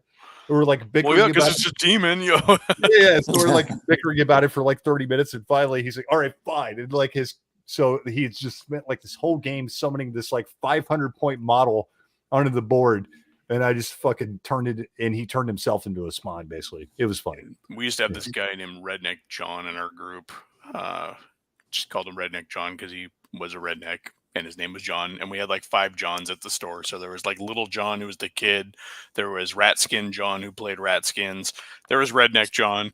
Redneck John was all about his badass corn army. He had this corn army that he would just brag. And he was always in there painting it and converting it. And just huge amount of pride. And I played guard. I played an infantry heavy guard. I had a full company in metal, company of infantry, like 100 men. And I had Commissar Yarrick and stuff like that. And so we drew each other in this campaign that I had to play against him. And he's like, just sure, he's going to come just mulch my Imperial Guard. And so I took Imperial Guard, but I also took an Eversur assassin. Oh, yeah. Those badass assassins that explode when you kill them. And so we get into this battle. First of all, none of his guys can hit anybody or can take anybody out because he's focusing all his fire on Commissar Yarrick, who's on this high point. Because if you remember Commissar Yarrick's rules, I don't know if you're familiar with them back in the day, any Imperial Guard troop that sees him immediately passes a leadership test. Yeah. And I put him on a hill. Like there's a rock in the middle of my deployment zone. So I started him up there. So every guard could draw a line of sight to him. So I didn't have to worry about leadership the entire game, which is pretty badass considering I'm getting mauled by chaos troops. So he's like cutting me down. I'm not retreating. And he keeps trying to kill Yarrick. Yarrick has that force field and his freaking weird death save where if he dies, he can keep coming back, and he keeps coming back because he avoids death. So he finally rolls this Land Raider onto the edge of the board, and my Eversur assassin hops out and melta bombs his Land Raider, blows it up, right? And then he plays one of those cards because I think it's 3rd edition that had the cards that you could do, the tactical cards. Is that 3rd or 4th edition? Can't remember. 2nd edition. 2nd edition. So yeah, he plays the card that allows him to bring back immediately a unit that was killed. It's like the reinforcements or whatever. So he brings that freaking Land Raider back on. He's like, thinking he's all tough shit and stuff. And then I'm like, my assassin's still there. Melt a bomb. So I melt a bomb to same Land Raider 2 turns in a row. He got so pissed. The man walked to the door of the shop and threw his dice across the 4 lanes of highway that were out in front of the shop. Oh, yeah. Jeez. I've seen many a rage quit. Lots of nerds rage playing 40K. So one story was I was playing 40K, like, and this wasn't that long ago. Like, it was when I got back into it around 5th edition. And we started off with this big group at the store, and then it just like got smaller and smaller every week until finally it was just like me and this one dude, this like stoner dude, and he was cool. And we'd meet up every Sunday and play 40K, but it got to the point where we just like got on each other's nerves because it was like just us constantly just playing each other with the same armies over and over and over and over again. So we're kind of like grinding on each other, right? And so like one week we're playing, and this week everybody else decides to show up. So now we've got like 10 people in the store. Me and him are playing, and we're doing the same old like duel we do every week. And he gets so pissed off. He didn't get pissed off at me. He's just like pissed off. He picks up his like Terminator model and just like looks at it and just fucking tosses it across the store. There's like all these people in there. It was like super busy. And he was just like, fuck. And just like threw his Terminator across the store. Jesus. And it like bounced on somebody else's table. And the whole store just like went dead silent. And everybody's just like, oh shit. Like what happened? I'm like, it's cool. It's cool. Everything's good. Yeah. I've seen people take a boot heel to a miniature before, just throw it on the floor and crush it. I'm like, dude, why?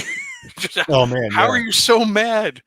Although I've also seen a table full of players come this close to wanting to rip the skin off of somebody. In the middle of a game, some looky-loo comes by the table and pulls a miniature up off the table and starts looking at it. He's like, oh, this is cool. We're like, and you just watch everybody's glare turn to this guy like, what the fuck are you doing? We're talking about a miniature that's in play. It's on the table and it's all painted and stuff. And some guy just puts his grubby little Cheeto fingers on it and like pulls it off the table and starts looking at it in the middle of the game. And like, the rage Yeah. was Oh palpable. yeah, Jesus! I've had that happen a couple times with like people like onlookers in the store or whatever. But one of the funniest ones I had was like we went to a convention and we got this guy. He's still around. We went to a convention and this guy's named Kirk. Kirk wouldn't mind me mentioning his name or talking about him. So Kirk, when he goes to conventions, he likes to let loose. He likes to drink a lot. So when he goes to conventions, he brings a cooler, he stocks it full of beer every day, and he drinks the whole cooler. You know, like he gets fucked up. By the end of the day, he's wasted. So I'm playing in this World War II game with him, and he is gone, dude. He, like by like we're like playing like 3 hours now, and I can see him over there. He's like, you know, he's holding the beer and he's like doing this. And when Kirk like starts drinking, he gets really salty, you know. He's a cool dude, but he gets pretty salty when he starts drinking. And I'm like, oh shit, like Kirk is getting a little salty here because we're like getting our ass kicked. And finally, we're playing this game and he's drinking too much. And these are not our miniatures, by the way. You know, it's somebody else's miniatures. We're playing at a convention. And he goes, ugh. He just like grunts, picks up like a handful of miniatures, like same kind of thing, but they were not his miniatures. Oh geez. And just fucking chucks them across the room. And Those then are just like fighting words. and then just acts like nothing happens. And like everybody's looking at him like, what the fuck just happened? Did he actually do that? And he just acted like nothing was happening. We just were like, What of did course, the guy Kirk's whose miniatures they were do? well, I mean, like Kirk's like a big dude, you know, and he's intimidating. So everybody was just kind of like, what do we do here? Like, you know, it was just kind of this awkward thing. But I'm just over there like, like trying not to laugh. Yeah. Yeah, that's one of those cardinal sins in miniatures. Yeah, you don't. Yeah. I've seen that in many games. Any kind of games, just that self imploding moment. They just like throw it all the wind. Don't care. Oh yeah, I mean, you know, I've had people just get pissed off and walk away from games. I've had people get up from tables. I've had people not come back for RPGs because they were just so hacked. I've literally seen somebody break down and cry because their character got killed in D&D. Well, I had somebody try. Not including my 10-year-old brother when I did it to him at his birthday party. I made a small boy cry in a Friday Night Magic. I was like, and his dad was playing, and everything like that, and he was kind of a little cocky kid, and it's like, so I'm just like, all right, I'm just playing. I wasn't trying to beat this kid up to a pulp. And I mean, this kid was just like, I thought I ended his world or something, or I ripped his favorite card up. And his dad's like, nah, it's all right. He needs to learn how to lose. That's cool. At least the dad was neat.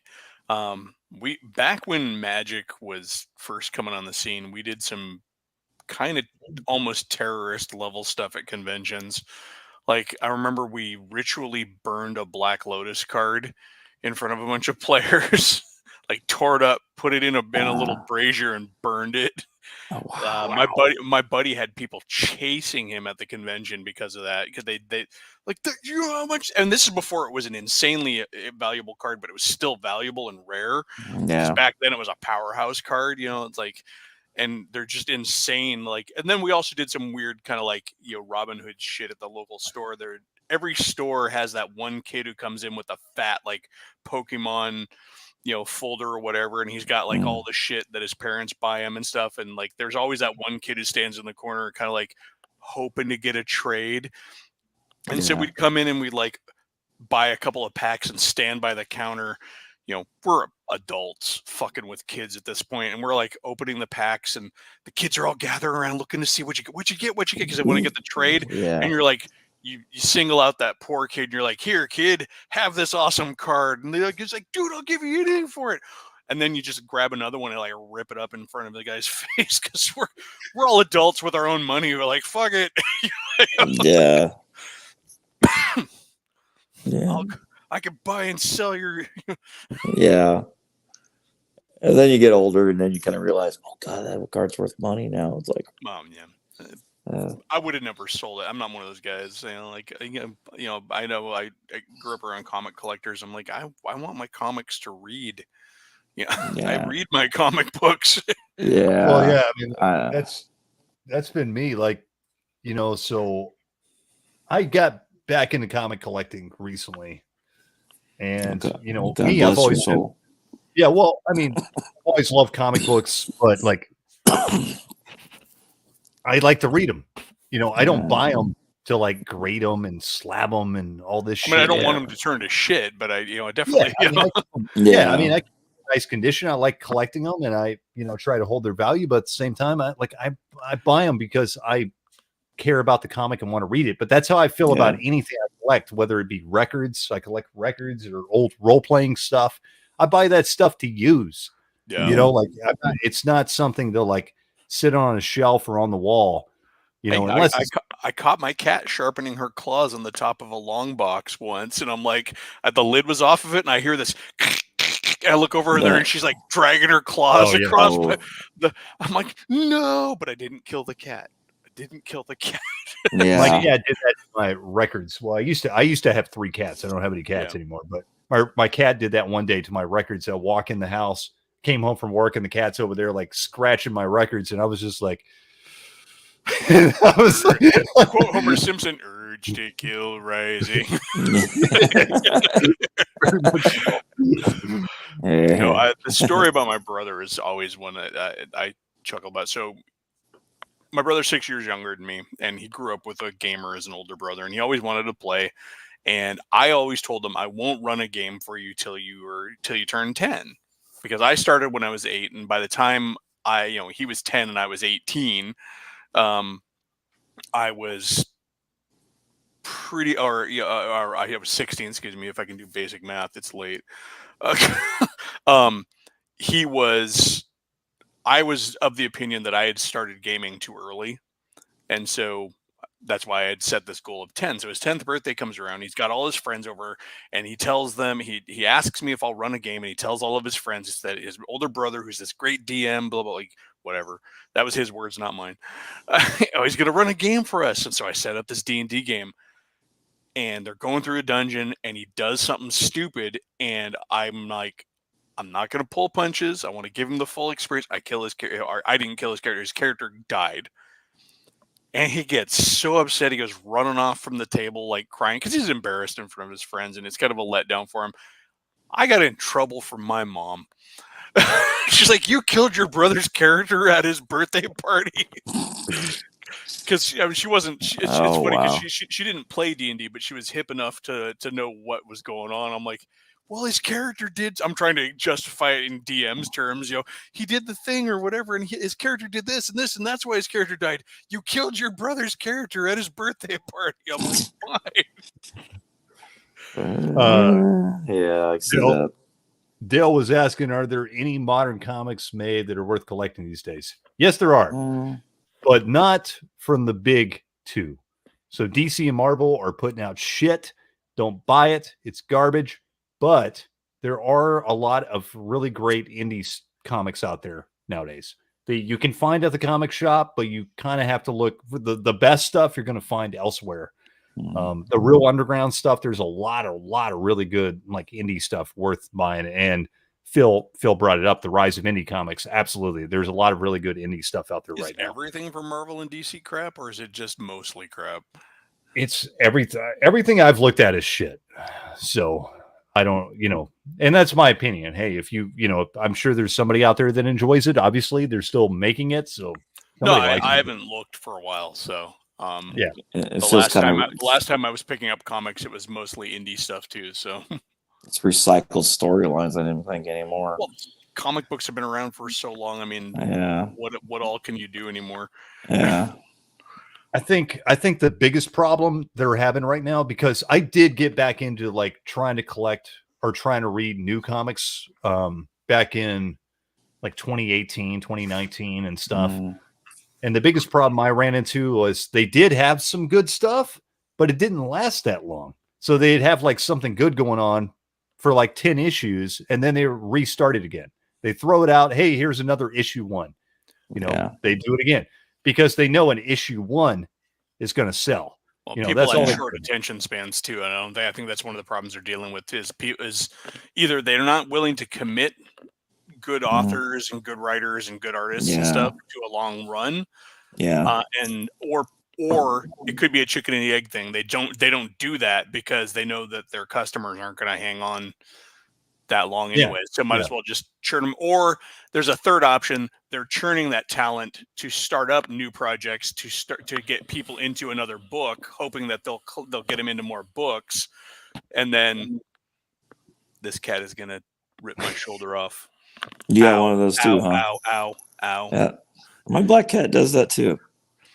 Well, that's her chair back there. She comes down here and hangs out with me all day at work. So yeah, she's been back there most of the day.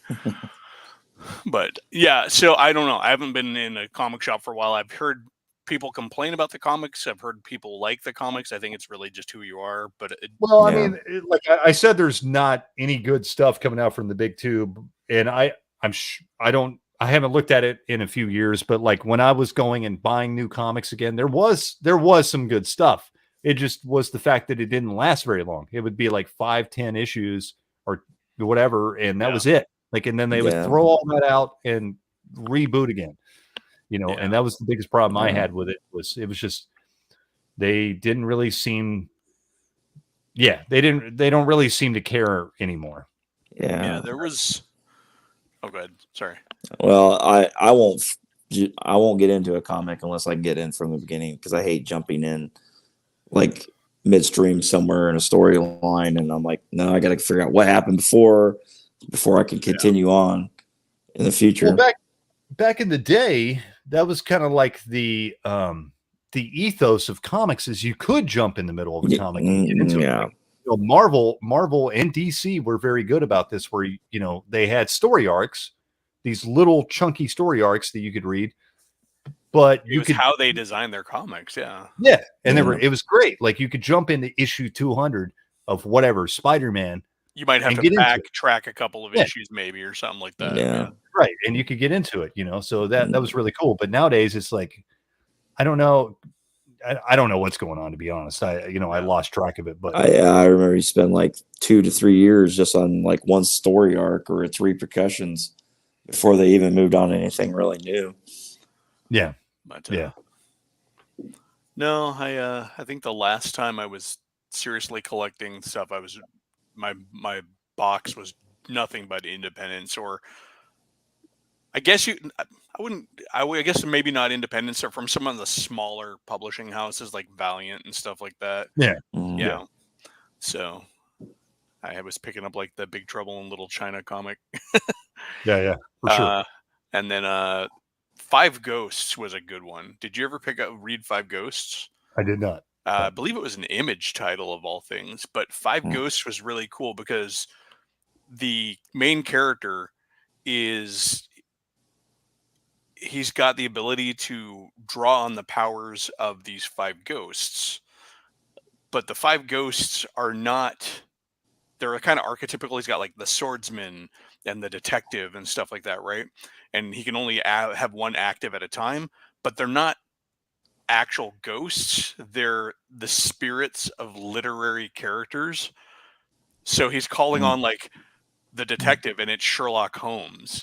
And the plot, I'm going to spoiler the comic if you've never read it, but you find out like after the first initial run, the arch villain in the comic series is H.P. Lovecraft himself.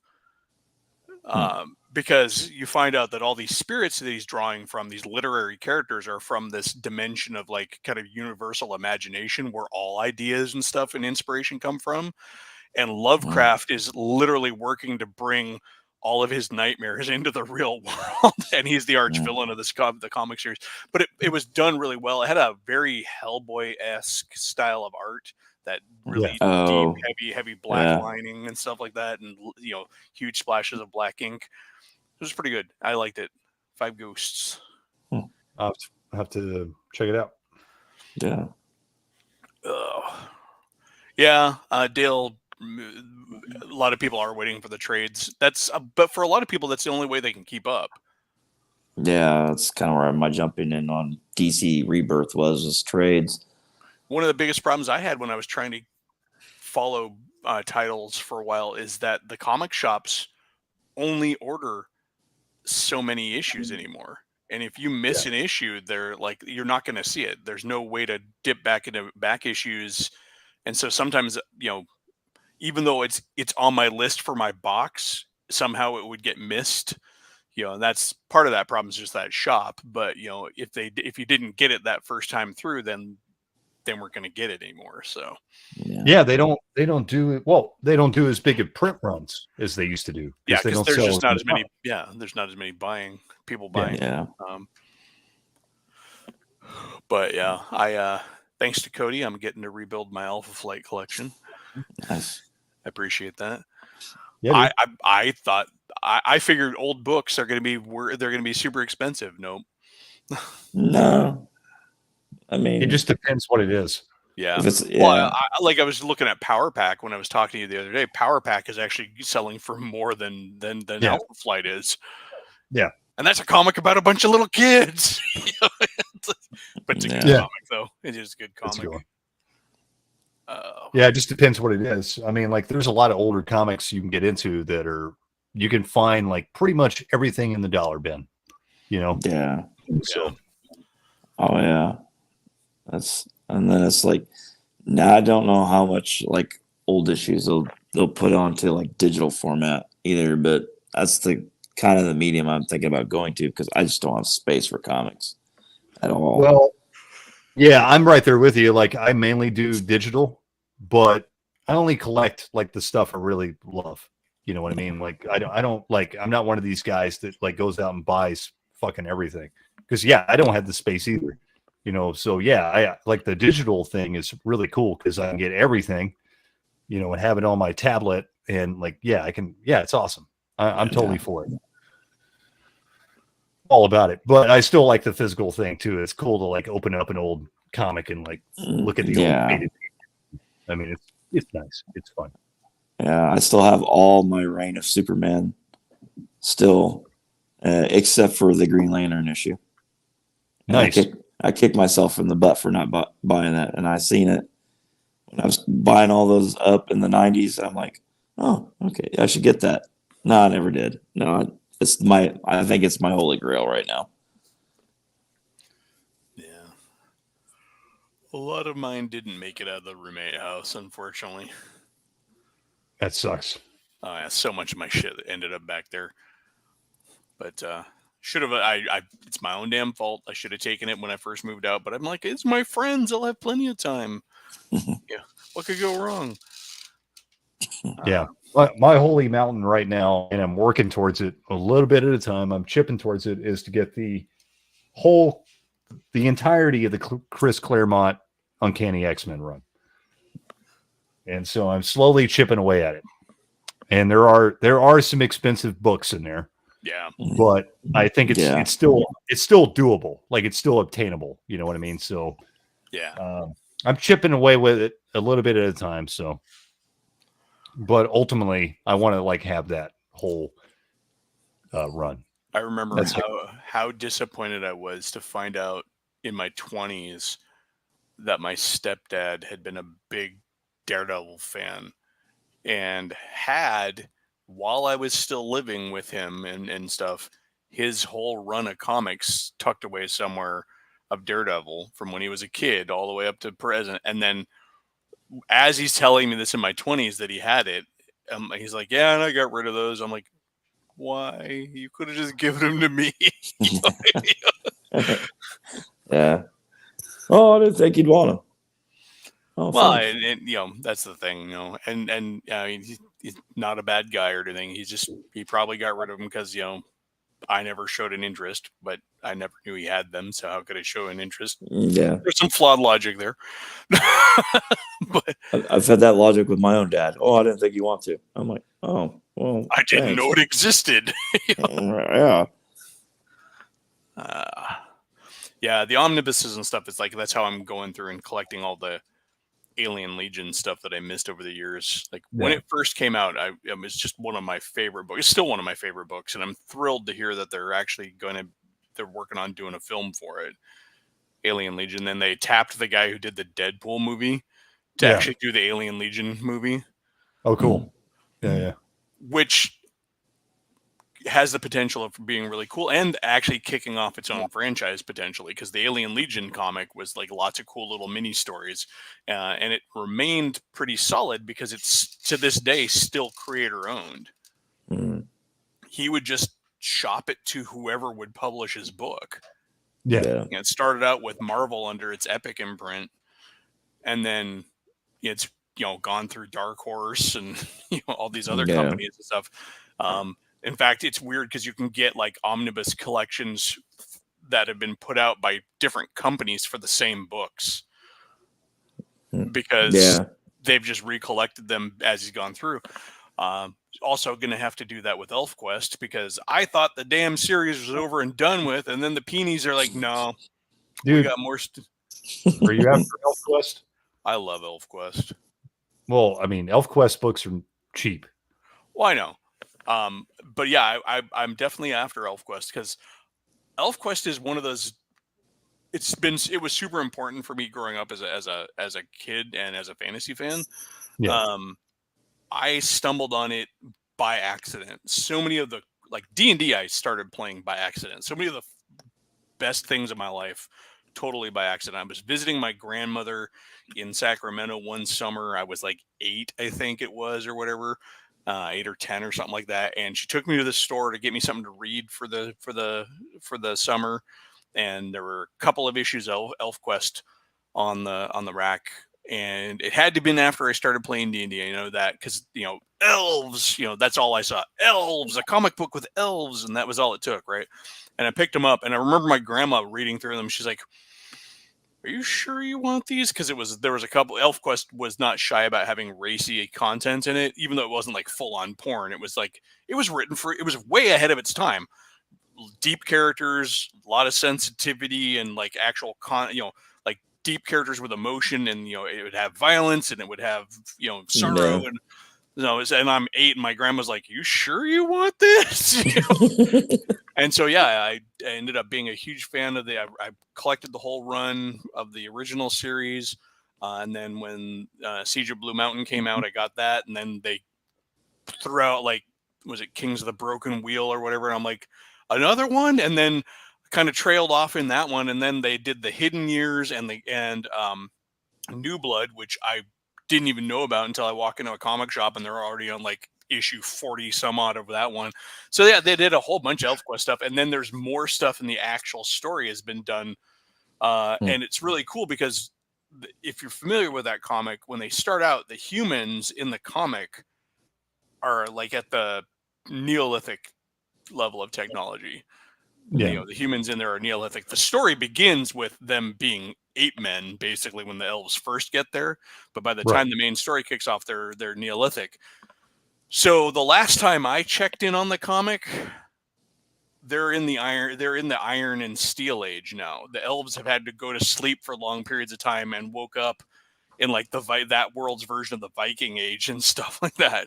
Wow. And it's just kept progressing. And there's even a comic called Jink, which is a full-on science fiction story that is still technically in that timeline. It's in the far future of this dystopian version of the same freaking world with this elf running around. That's crazy. Nice. Yeah. So a lot of cool stuff. All right. I'm going to go back to Cody's earlier question. So you asked favorite board game, favorite comics. Oh, well, that's easy. X-Men for you. And what about you? Well, RPG Dad, seeing as I don't know your real name. No. Well, I said X-Men, but there's others like X-Men, Swamp Thing, Doom Patrol. Doom Patrol's good stuff. Mirage Ninja Turtles. Oh yeah. And yeah, I mean those, I've got a lot of favorites. So, but those are, top favorites that come to mind. Oh, I would say, well, when I was actually reading comics and buying comics, was 90s. So it was like the X-Men runs. It was Batman, the Superman, Spider-Man. So it's kind of those mix there. But Yeah. I think for me, my all-time favorite comics, I tend to follow characters more often, but if I was to select comics, two of them I already mentioned, Alien Legion and ElfQuest, Yeah. both really solid in my. But Warlord, the original DC Warlord, that was good. Mirage Turtles, also Albedo Anthropomorphics. I don't know if it came out. Are you familiar with it? Yeah. So Steve Galacci, the guy who wrote the Irma Felny EDF portion, he's from back in Seattle. And so he would be at a lot of the local comic things. I found out later in life that my wife's best friend and first DM from high school, his dad, and the guy who introduced the two of us, his dad used to do comics with Steve Galacci from Irma Felny EDF fame. I'm like, what? Nice. How did I not know this? But that comic is one of those ones that, I've almost gotten fights over it when I was a kid because people are like, oh, it's a furry comic. I'm like, no, it's not. There may be animal characters in it, but it is hard sci-fi. I mean, you read that comic, and one of the first issues they give this massively detailed breakdown of how an orbital invasion of a planet happens. It's like, it's so hard sci-fi. I'm like, and yes, there are rabbits and cats, but the rabbits are the bad guys. Yes, I like all the Outcast comics because that's what I identified with. Because I was the outcast growing up. So yes, Phil the Thrill. I hate that they took anthropomorphic animals from us. I agree, dude. Because I come from the 80s when the anthropomorphic animal craze came out. When we saw TMNT come out, and there were some racy ones. You had Omaha the cat dancer and stuff like that. But you can't talk about an animal character anymore without somebody going, "Oh, you're fucking furry." It's like, no, it's not. No, yeah, no, I'm right there with you. Like, I grew up. I loved all that shit. I loved, like Ninja Turtles and the Redwall books and Battletoads and like all that stuff was awesome. Yeah, it was cool. Wind. If you want to get into some classic literature, Wind in the Willows. The Animals of Farthing Wood. Watership Down. I mean, granted, those are non-anthro animals in that one, but Justice Society. So I love the Justice Society. Yeah, I have a big. That's another favorite comic of mine. I collect everything Justice Society. I would love, bringing it back to RPGs, I would love to actually get a chance to run a Supers campaign for one of those larger than life super teams in the classic sense. I mean, so often when people run superhero games, it always ends up being some permutation of like the X-Men or a collection of solo street level characters who have no business being together. Every time I've run a game, it's like, I'm going to be an edgelord. I'm going to be an edgelord with a visor. I'm going to be an edgelord with light powers. I'm going to be. It's like, I would definitely love to run one of those games where everybody plays just has fun with their characters. Like an Avengers or a Justice League type of a game. I mean like classic Avengers, not the Ultimates where everything got real world and too serious. And classic Avengers, right? Oh no, I agree with you. I mean, that's kind of how like I'm running my superhero game right now, and everybody's. The good thing about like all the players that I'm playing with right now is they're all like big comic fans, so they I stated I wanted to do like a Justice Society, Justice League kind of game, and they were all for it. So they're all invested in that, and they're playing it pretty well, so it's been fun. Yeah. They're not like so self-centered on their, playing their edgelord, Ghost Rider or Deadpool kind of character or whatever, I mean, that can be fun to play Yeah, in the right campaign. I mean, sure. the nice thing about about superhero comics and superhero games is you can flex your creative muscles in every direction in a superhero game. Mm. Because if you want to play fantasy, fine, we're all in fucking Asgard. And we're all a bunch of thee and thou spitting Thors and and the brothers, the Warriors 3 and all of them, you could do Yeah. that. Or you can take the same character and move him back and forth and change the tone. I mean, look at Spider-Man. He goes from wacky, goofy, and then we get the Webs comics where it's kind of a little darker and grittier. Yeah, for sure. So I got a question for you. I got a question for you guys. Favorite non-superhero comic? Well, I already named two. Favorite non. Well, you did. You kind of did. Favorite non-superhero comic.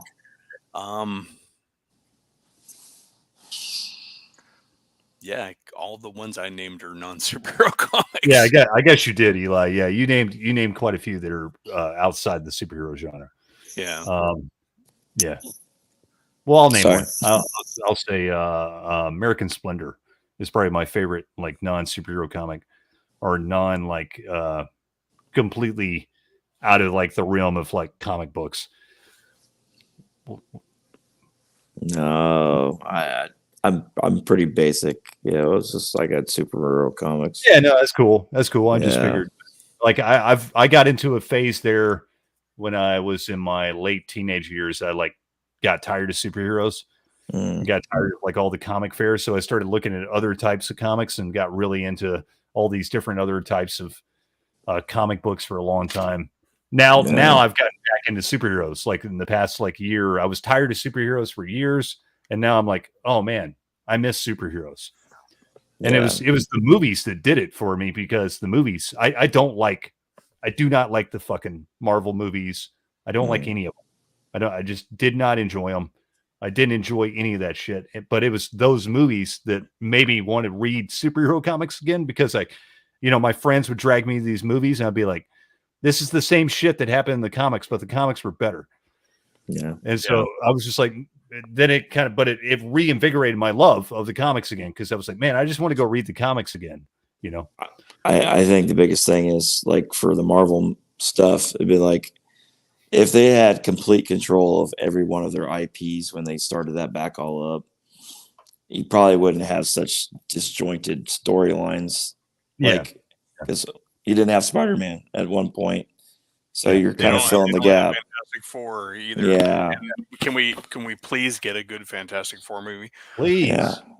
I've got a game. I've got like a roadmap for how they could do that mentally and not screw it up. But I don't make those decisions. But some interesting characters that were mentioned here. Gru, that's a good comic. Yeah, Gru's awesome. Gru the Wanderer. Yeah. And who is it that mentioned here? 1970s Avengers. Yeah, that's kind of the 70s and early 80s Avengers. What I was talking about. Somebody asked favorite comic character.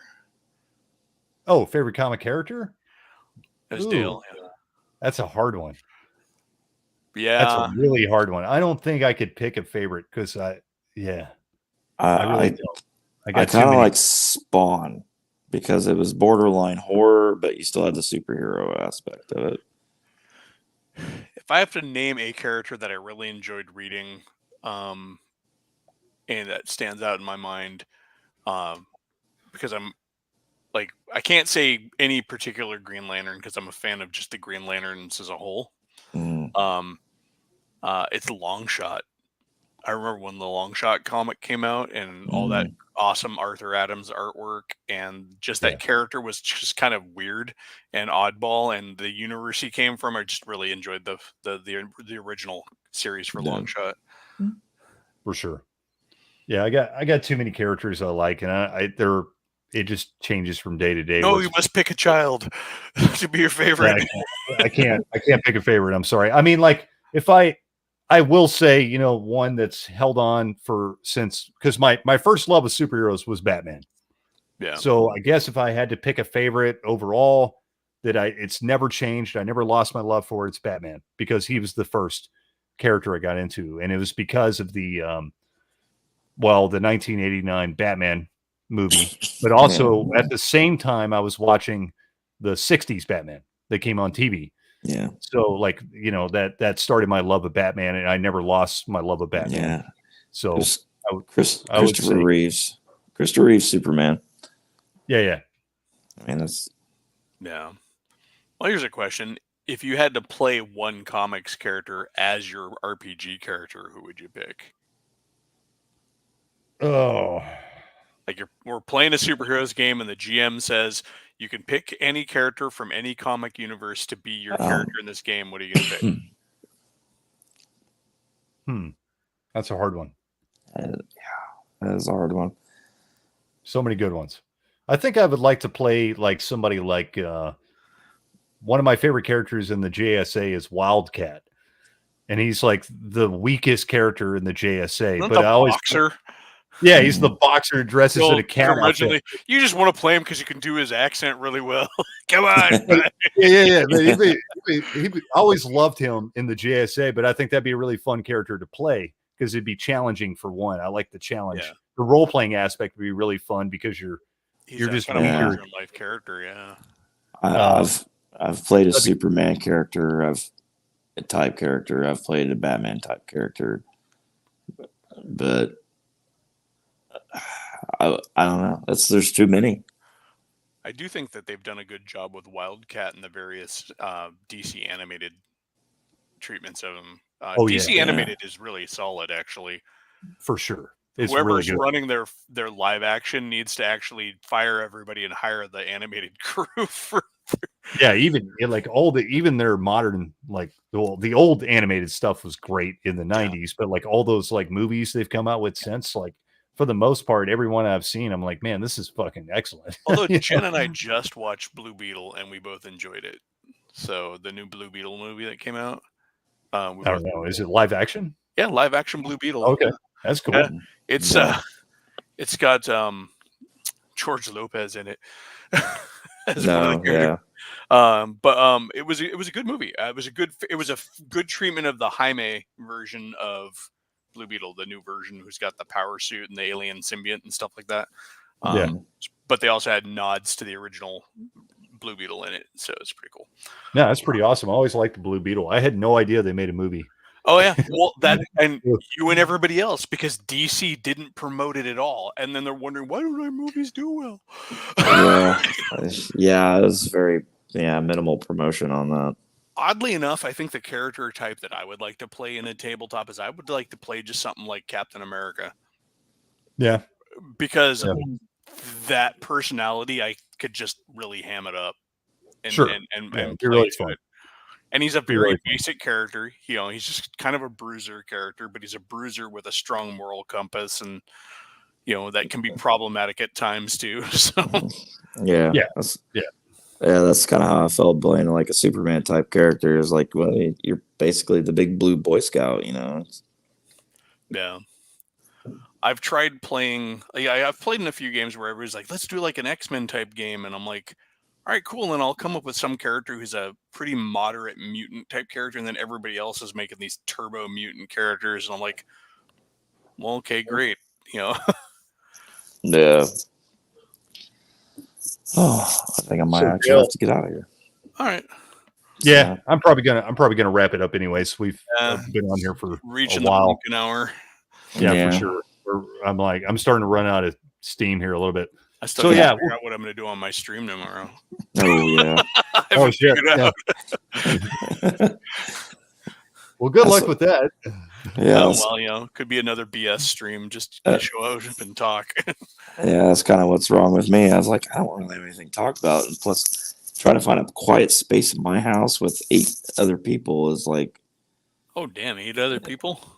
yeah, it sucks. It's horrible. Well, I'm gonna, Hey, dude, I appreciate you coming on. You're welcome on anytime. Just it was cool having you around. Eli, it's always good having you on. It was good having Tommy on for a couple hours, and it was good seeing everybody in the chat. And it was cool just bullshitting about whatever. We didn't really talk about the main topic that much, but that's cool. I figured that would happen anyways.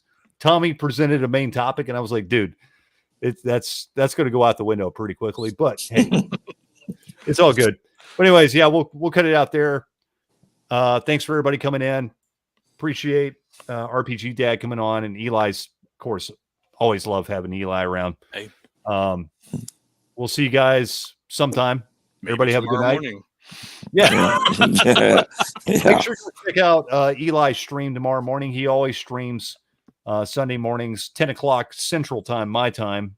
I don't know what time zone he's on, but it's 10 o'clock Central Time. I'm Central. Okay. Yeah, you're still on Central. I'm 4 hours away from you. Yeah. But for everybody else that doesn't, live in our time zone, 10 o'clock Central Time, whatever that translates to your, go check out Eli's stream and make sure you subscribe to that dude. He's got some good stuff going on. Cool. But until next time, everybody have a good night. We'll see you later. Peace. All right. All right.